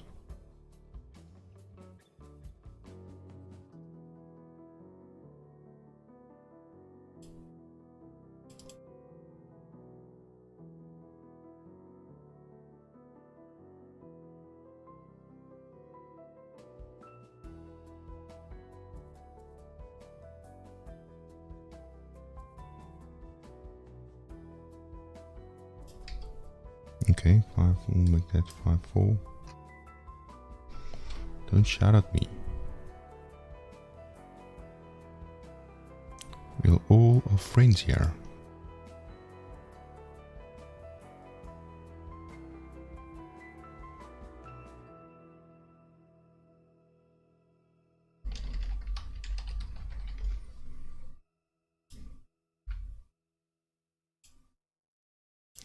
Still get exception though. Config retriever should not be long.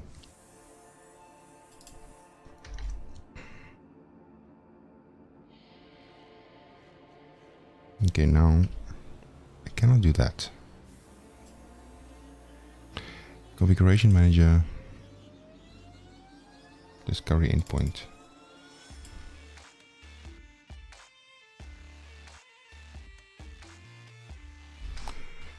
How is that possible?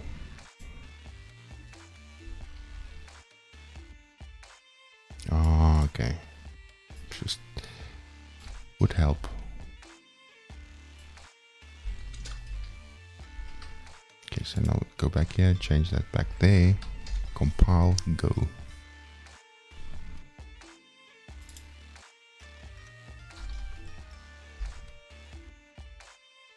That should compile everything.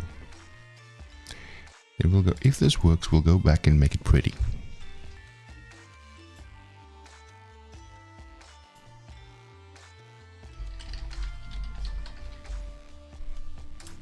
So far so good. Waiting for activation. What? Cannot be, can it? Nothing happens. Waiting for activation. Oh, I need async. Await. Man.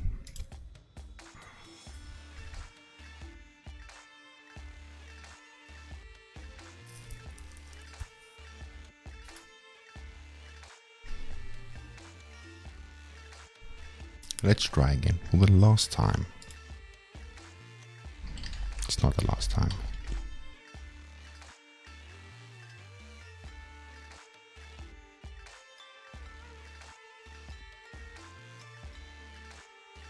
It's not doing anything though. It's concerning me.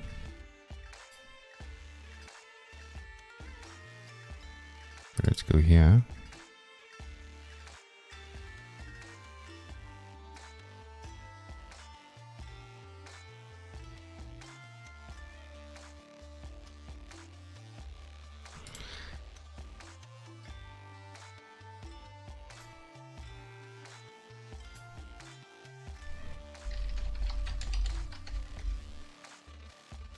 Okay, so it's all these things. Configuration. It gets all the configuration. The handler, the valid issuers, the parameters. Now it tries to validate it. And that kind of hangs. Okay, so throws an exception.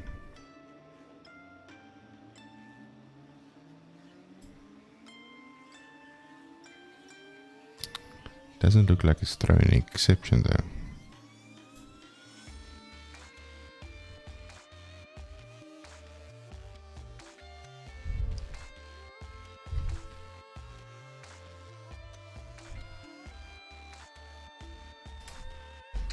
Let's see what happens here. Try.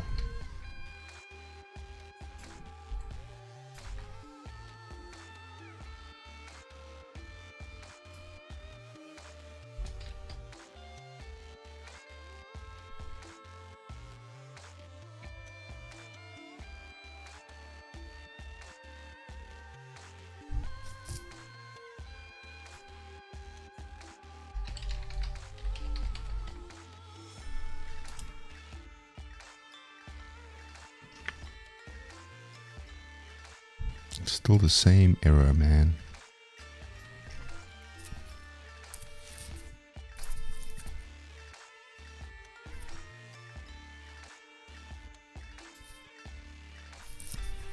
Oh, you know what? I forgot something.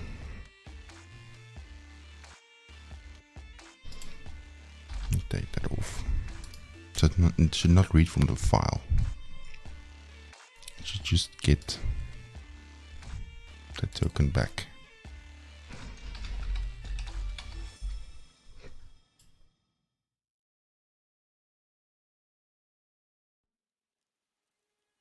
It's invalid.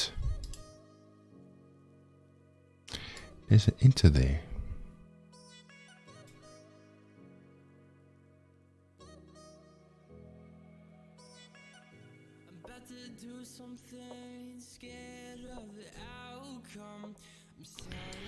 There's an enter. I wonder if we should remove.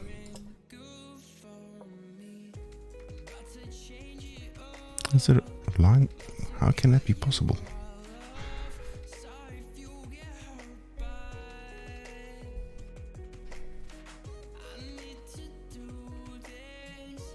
So our token, I want to see something. Token is token.replace.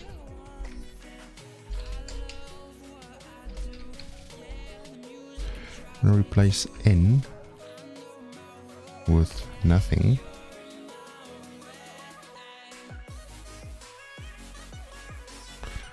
And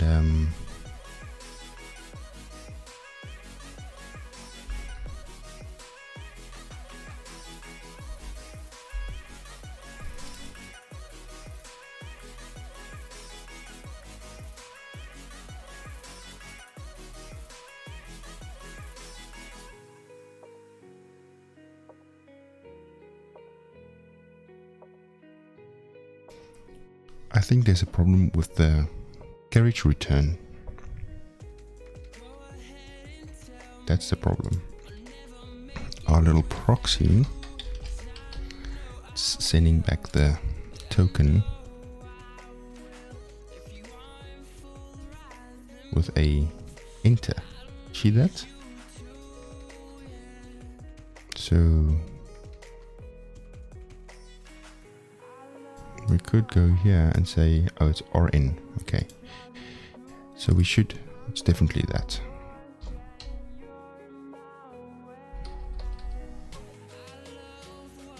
So now I'm just replacing carriage return line feed, and that will fix it. Watch. Because the proxy is returning standard output which contains an enter. Now it will work.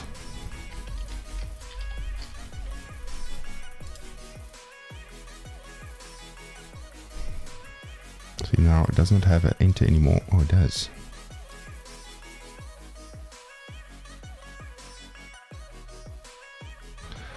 Rn. I want to remove Rn from the equation. Rn.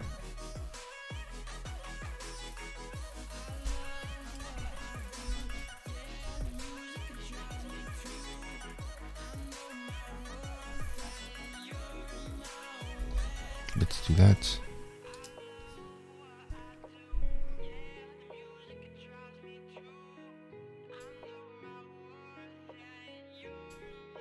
How many times must I log in here?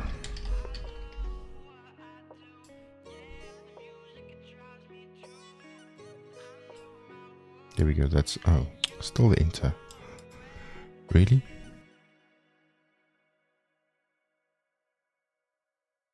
I want to get rid of Rn.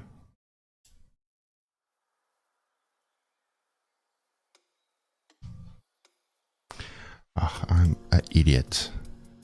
Should be that and should be that. Then I can still use string empty. That little green squiggly made me a bit confused. The point is I want to remove carriage return and line feed. Or you can do that. SBW15. Thank you so much for that suggestion. That is actually, will that work though? Trim. We'll try it. Welcome to the stream.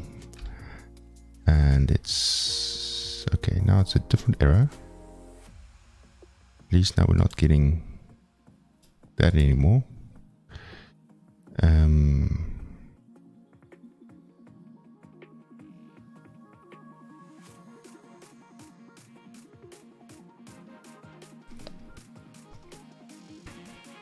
Signature validation failed. That's what they say here.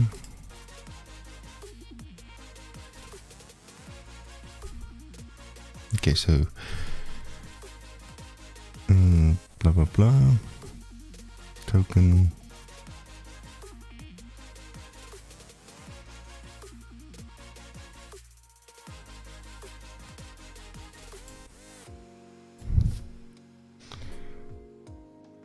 I'm gonna see if that works. Trim, because that's actually a much cleaner solution, and we should trim before or at the proxy. We should actually trim it there.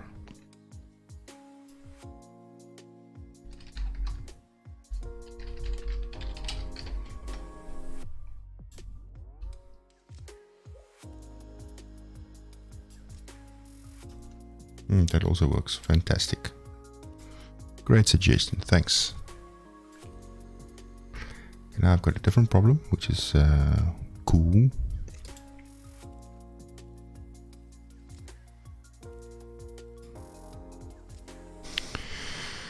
Okay.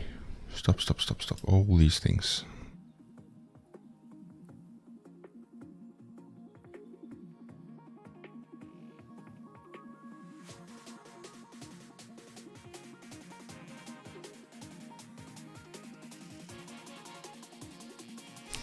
What did I say? Yeah.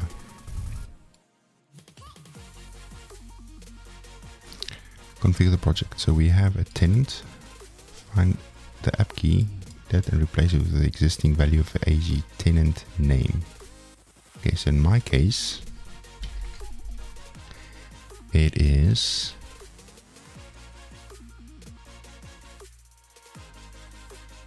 this is not the one I'm looking for. The job card company, so it should be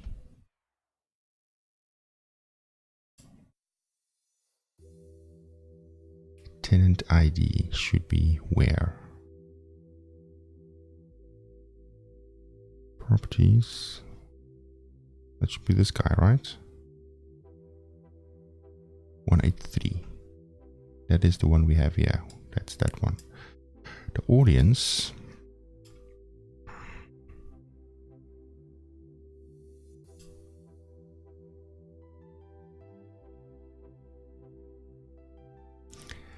So the audience is app ID. Okay.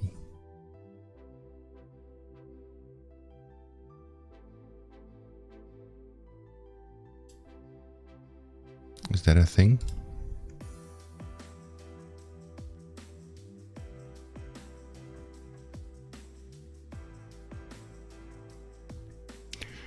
.889. We've got 889 in there, which is fine.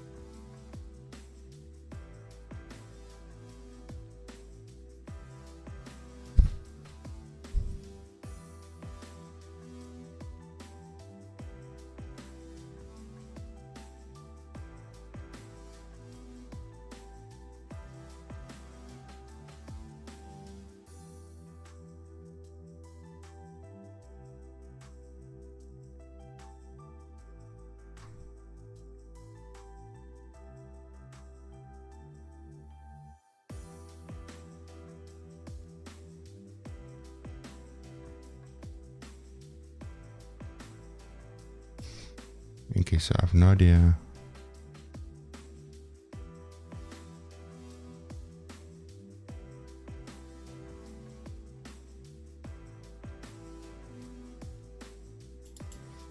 So let's do that for now. So it's cool that we get a different error though.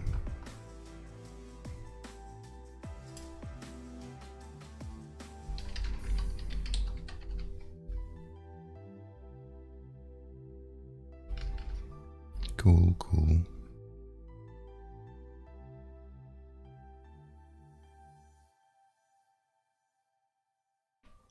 Okay, so it's a different error, so we can investigate this. Signature validation failed. Keys tried. That key, and that key. Okay.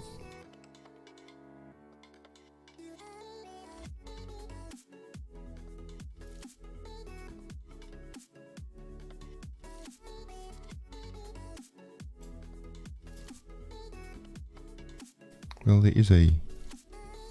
I can live with this.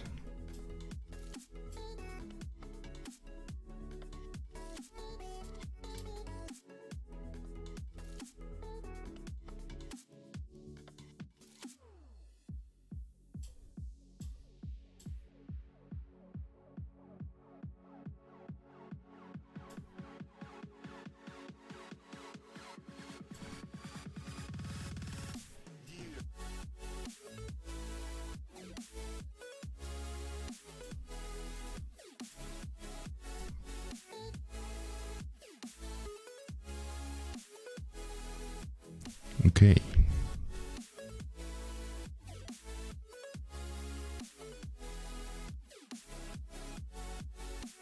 What will happen if we don't pass that keys in?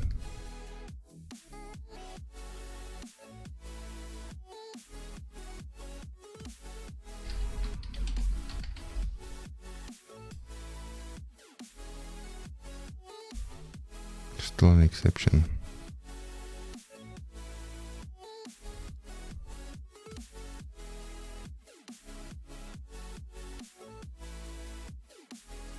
Hey, app ID 889.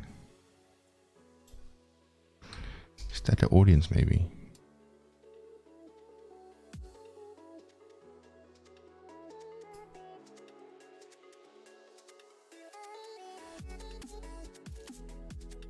It's the same as the client ID, so it's fine. Okay, what is the problem?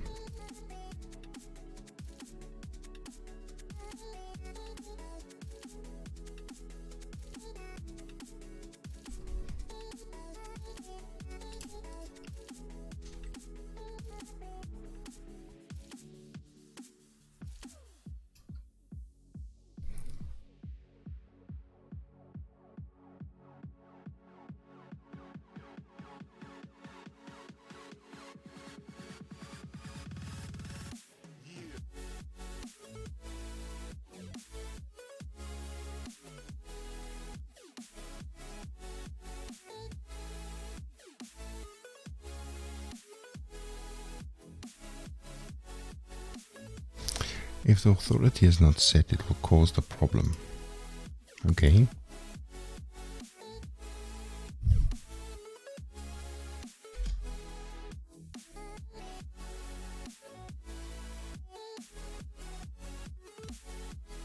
Where is the authority then?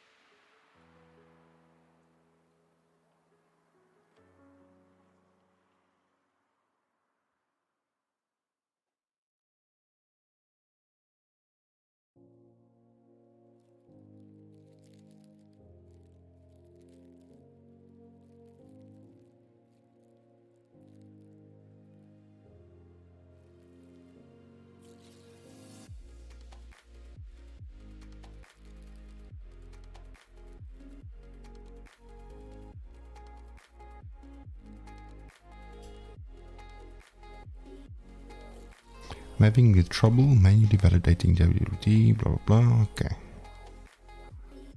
Token parameters, issuer, signing key, validate audience.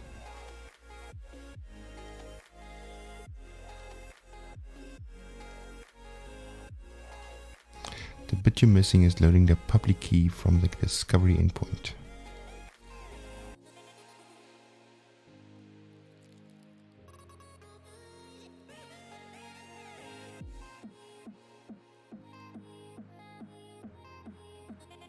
Okay, how do you do that?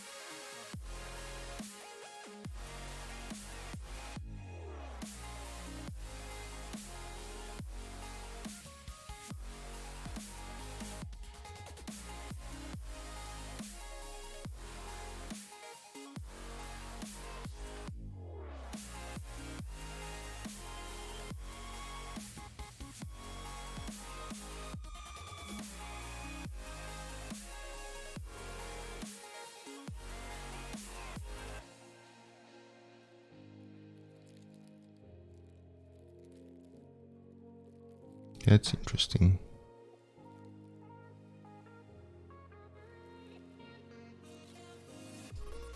I use this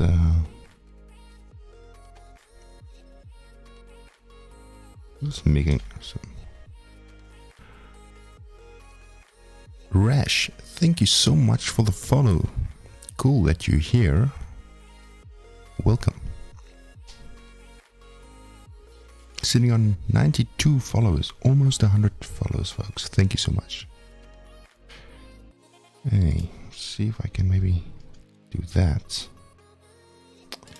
That will break a bunch of things.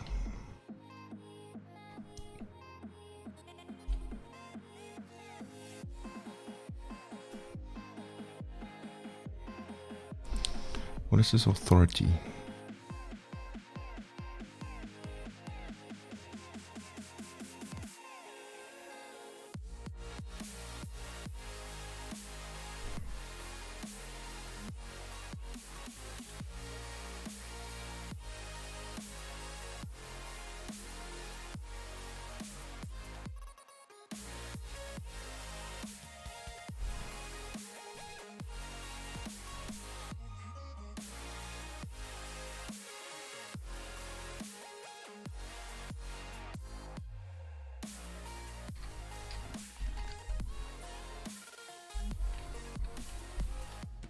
Constance.authority. Where do I get this from?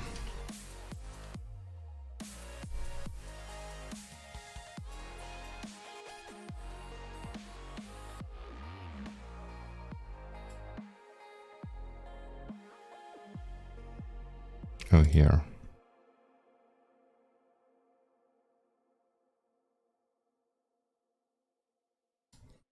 I see.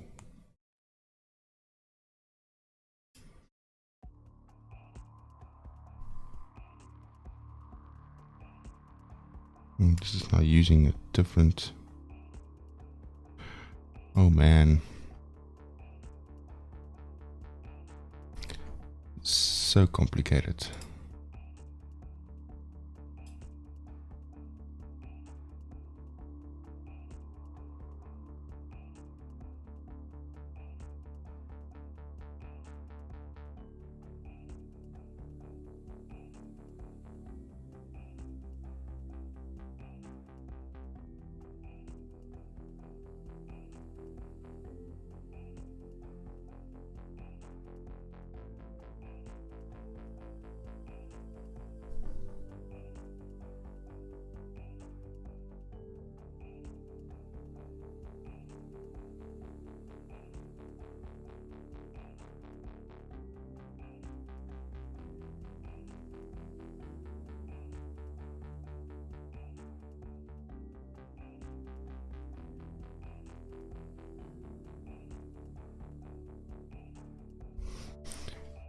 So what we can do,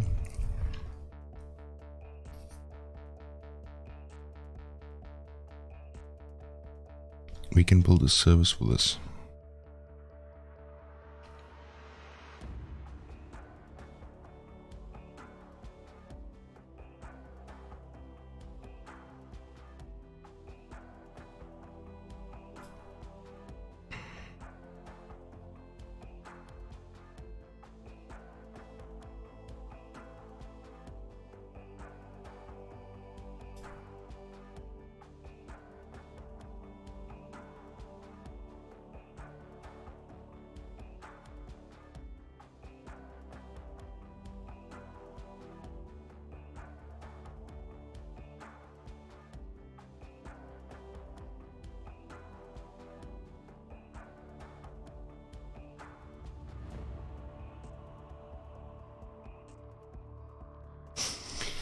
Okay, interesting.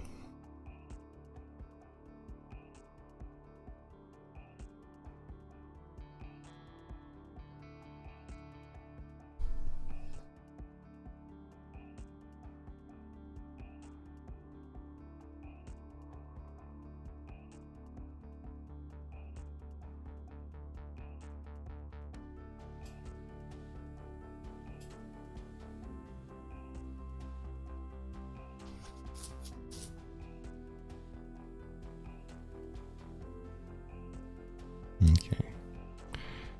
So I'm not going to use this. This is way too complicated for what we want to do.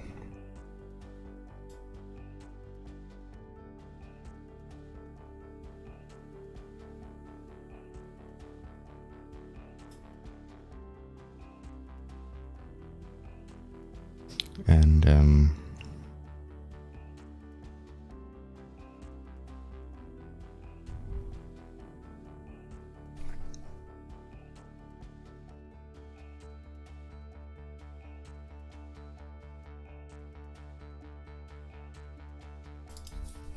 signing keys.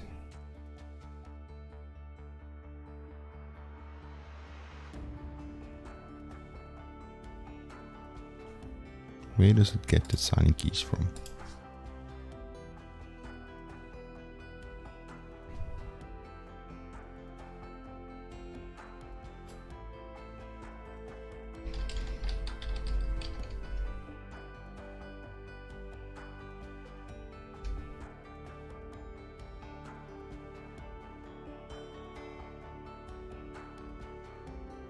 Okay.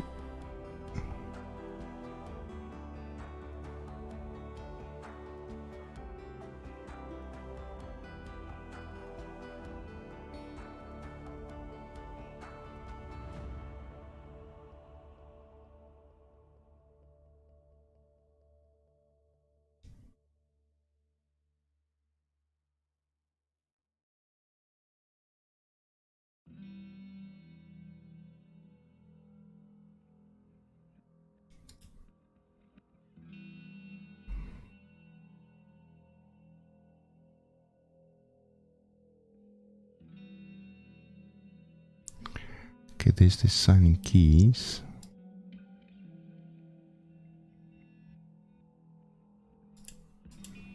So for some reason, it's not able to.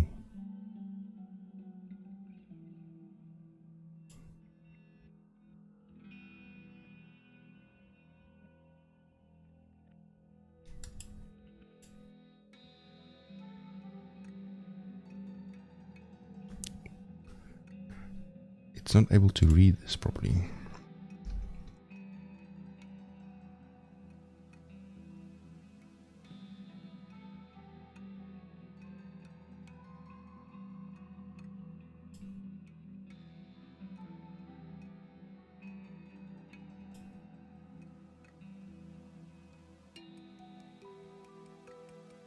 Signature validation failed. Keys tried. That one, that one, that one.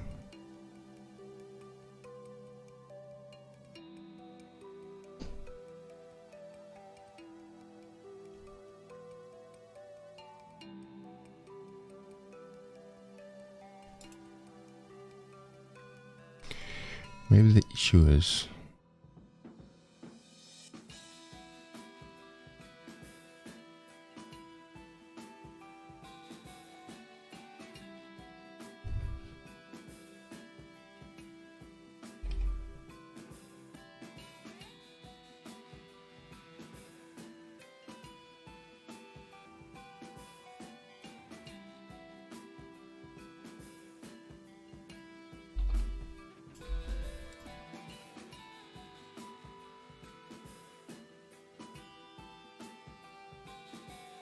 let's see what happens if we do that.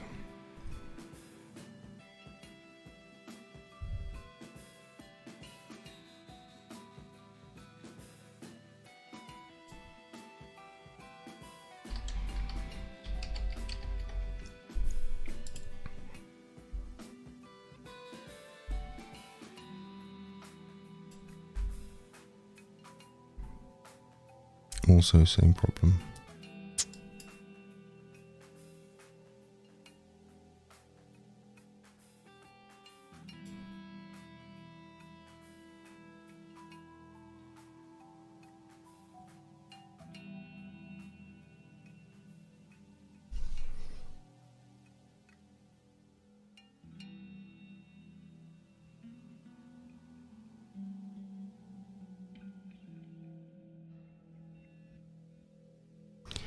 Why, oh why?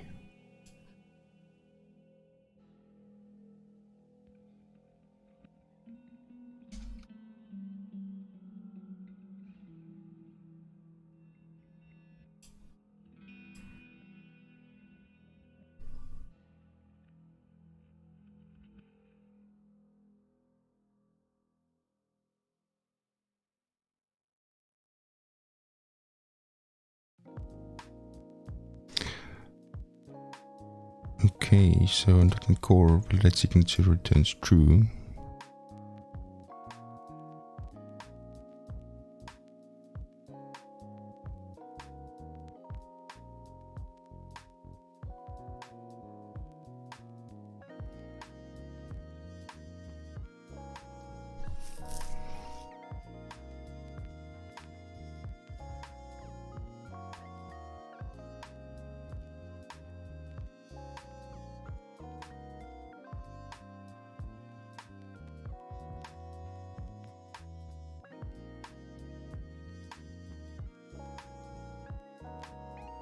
Okay. No first bytes.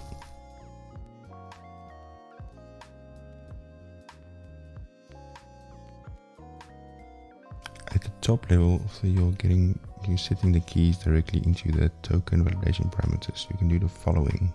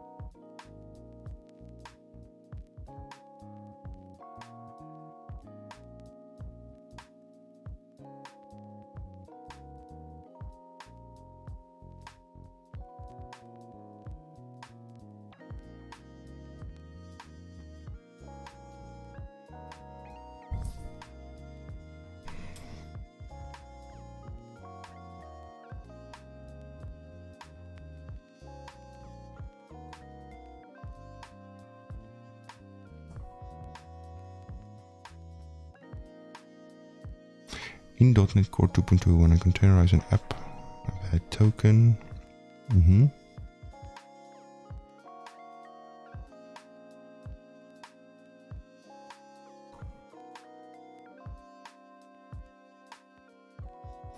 Okay, what is this then?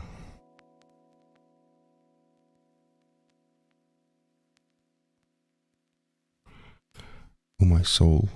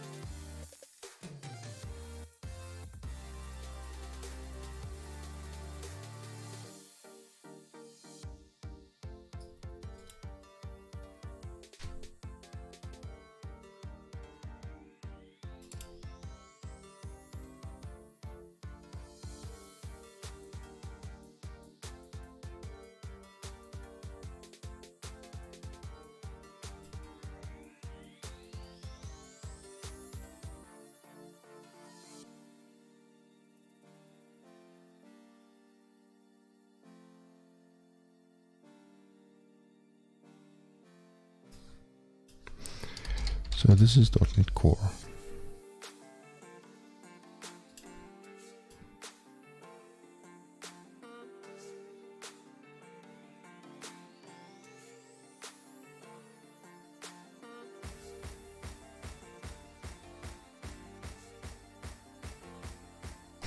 The access token audience of your API makes sense to validate tokens that you consumes. Other audiences will take care of their own. Okay, but that doesn't mean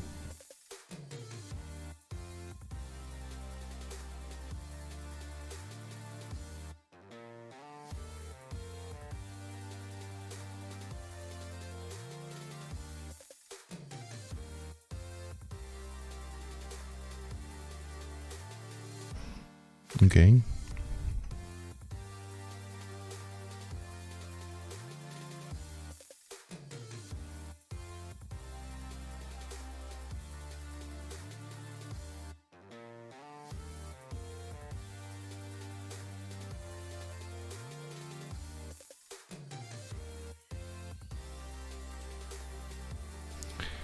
So valid audience, valid audience, validate issuer true.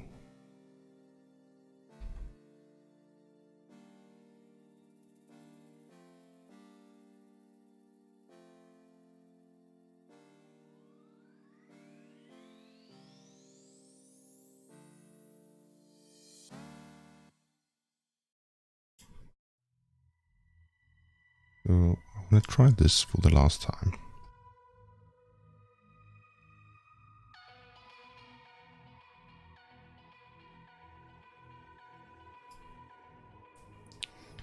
Because I feel like going in circles here.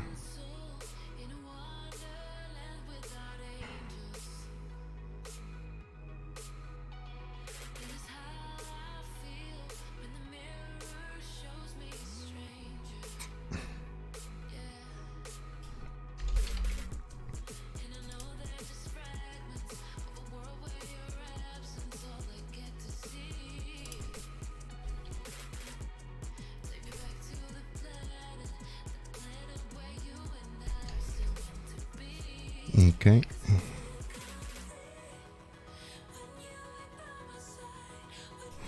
Token. Okay, so return validated token is not null.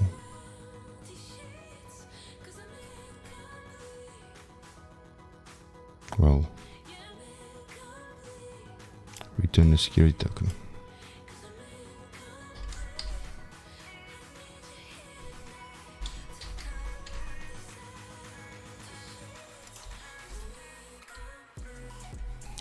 Which is that guy there. Throw.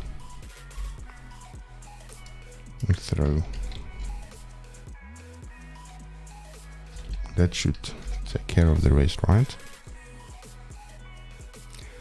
Most probably will get the same error. But if it doesn't work, we'll stop there. Get some rest and maybe continue tomorrow.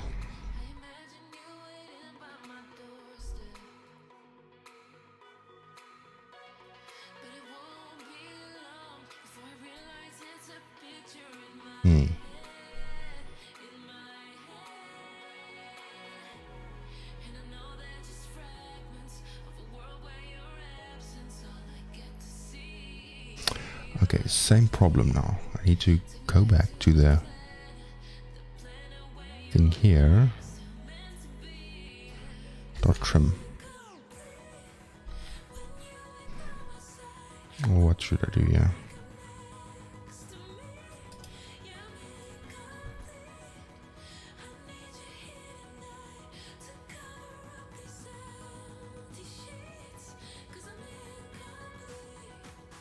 Go to trim here, just to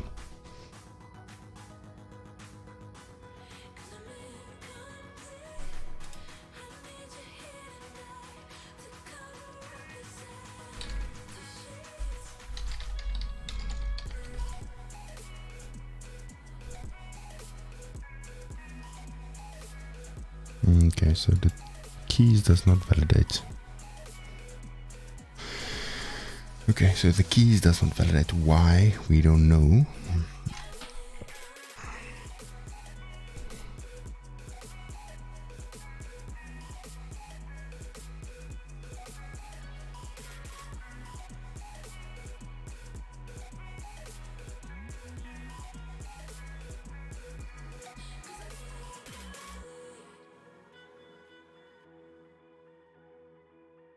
I have no idea why the keys doesn't validate. This is something we can maybe look into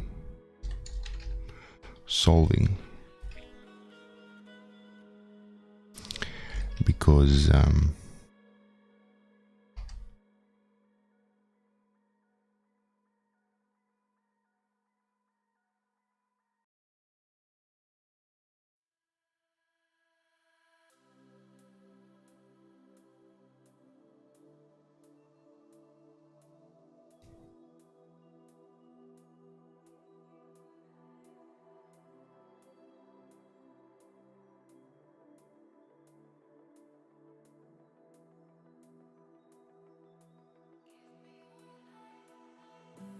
because we need to validate this.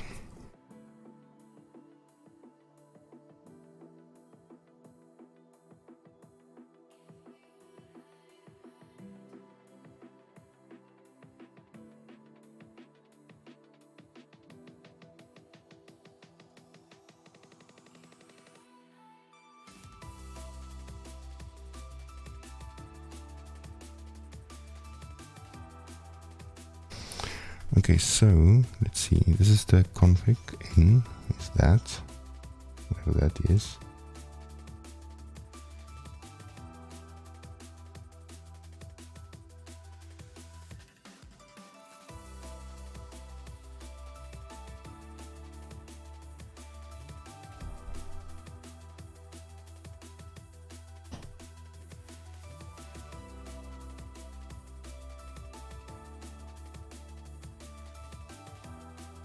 As expected, the token is in a format that needs to be transformed. Well,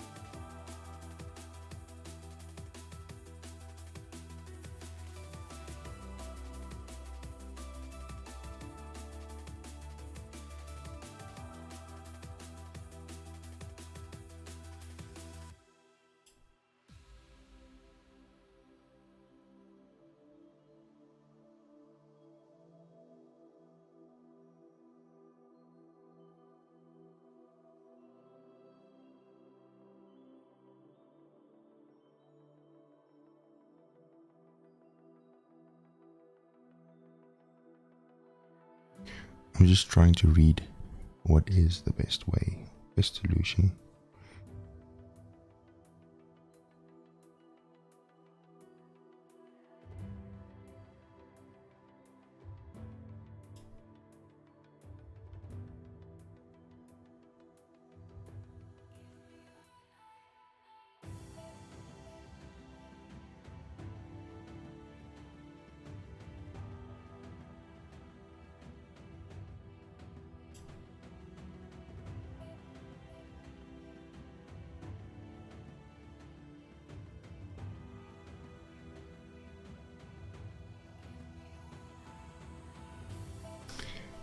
Maybe if we say validate audience is false,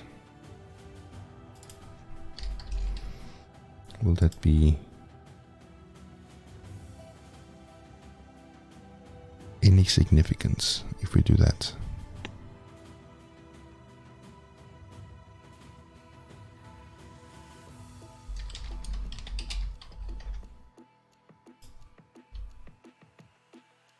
Nope. So I think the problem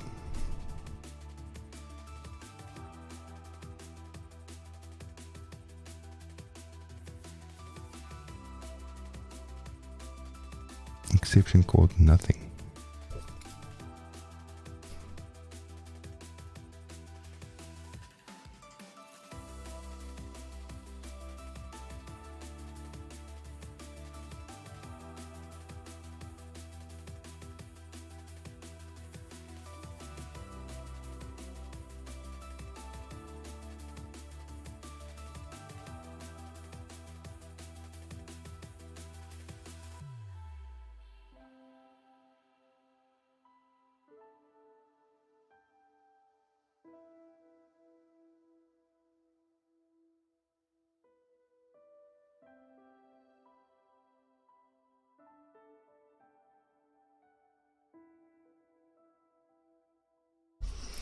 Let's try that. I don't know what this means, but fine, we're gonna try this anyway.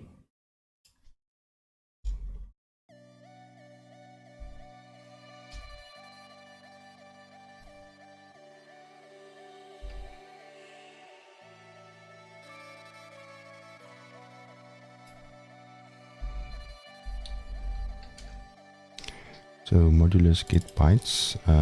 This is token, I believe. Let me set the token here again. I think. Will that even make sense? Let's see what happens when we run this.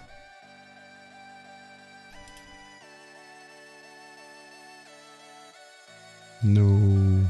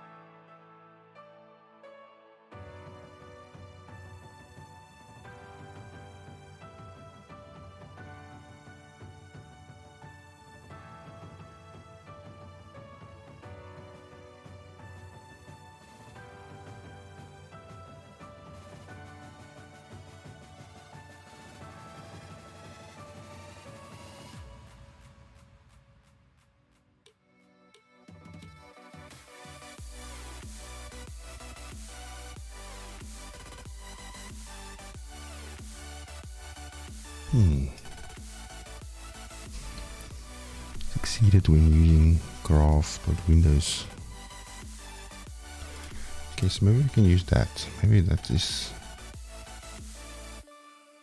something that we can look into.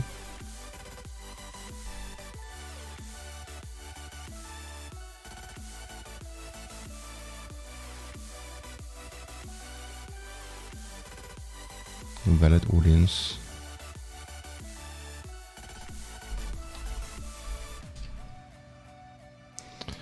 I don't think, will that be, I don't think that will work though.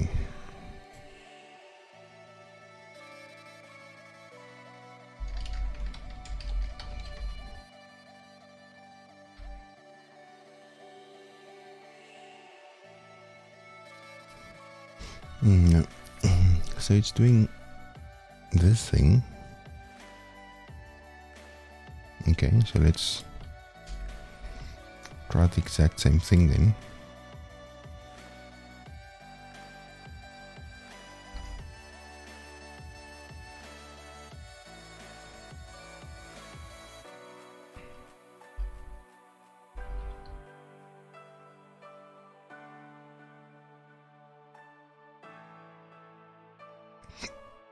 I have no idea what that is, but fine.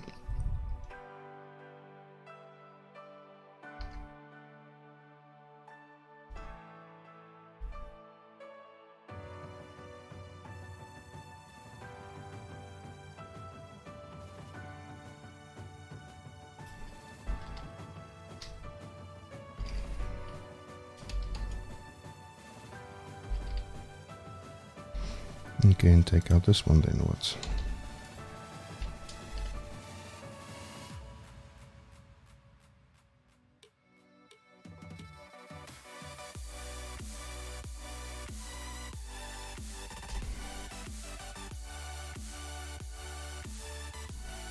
Actually, let's do this. Let's comment this out put that in there. See if it makes any difference.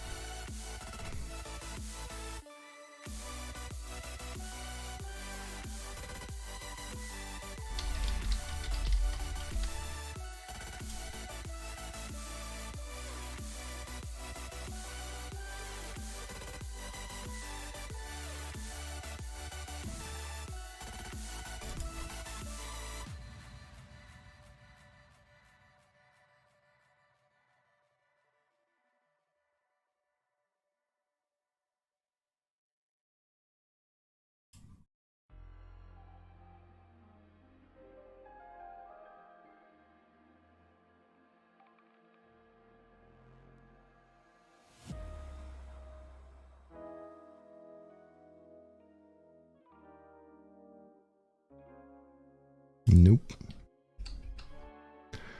We'll figure it out.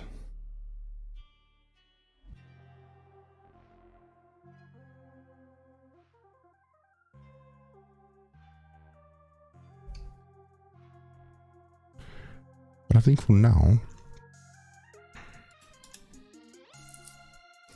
we're gonna be doing some research again, I think, on that. So womp womp womp. Yeah, so it was great. It was great for you guys to be here. Thank you so much for ever joining me so late. So tomorrow morning I'm going to be, no, not tomorrow morning, Thursday morning. That is around 8 o'clock, 8:30 Central European time. So catch me again. But before you go, before you leave, let's see.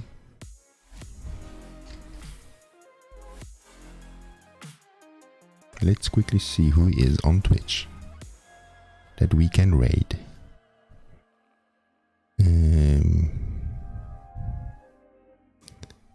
Robert Tables. Let's do that. I'm gonna raid Robert Tables.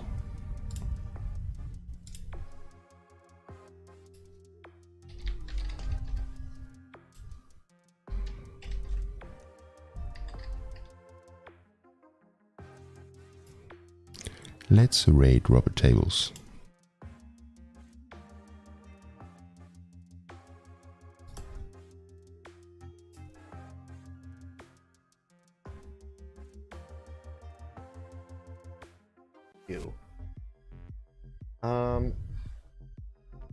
Are you guys ready?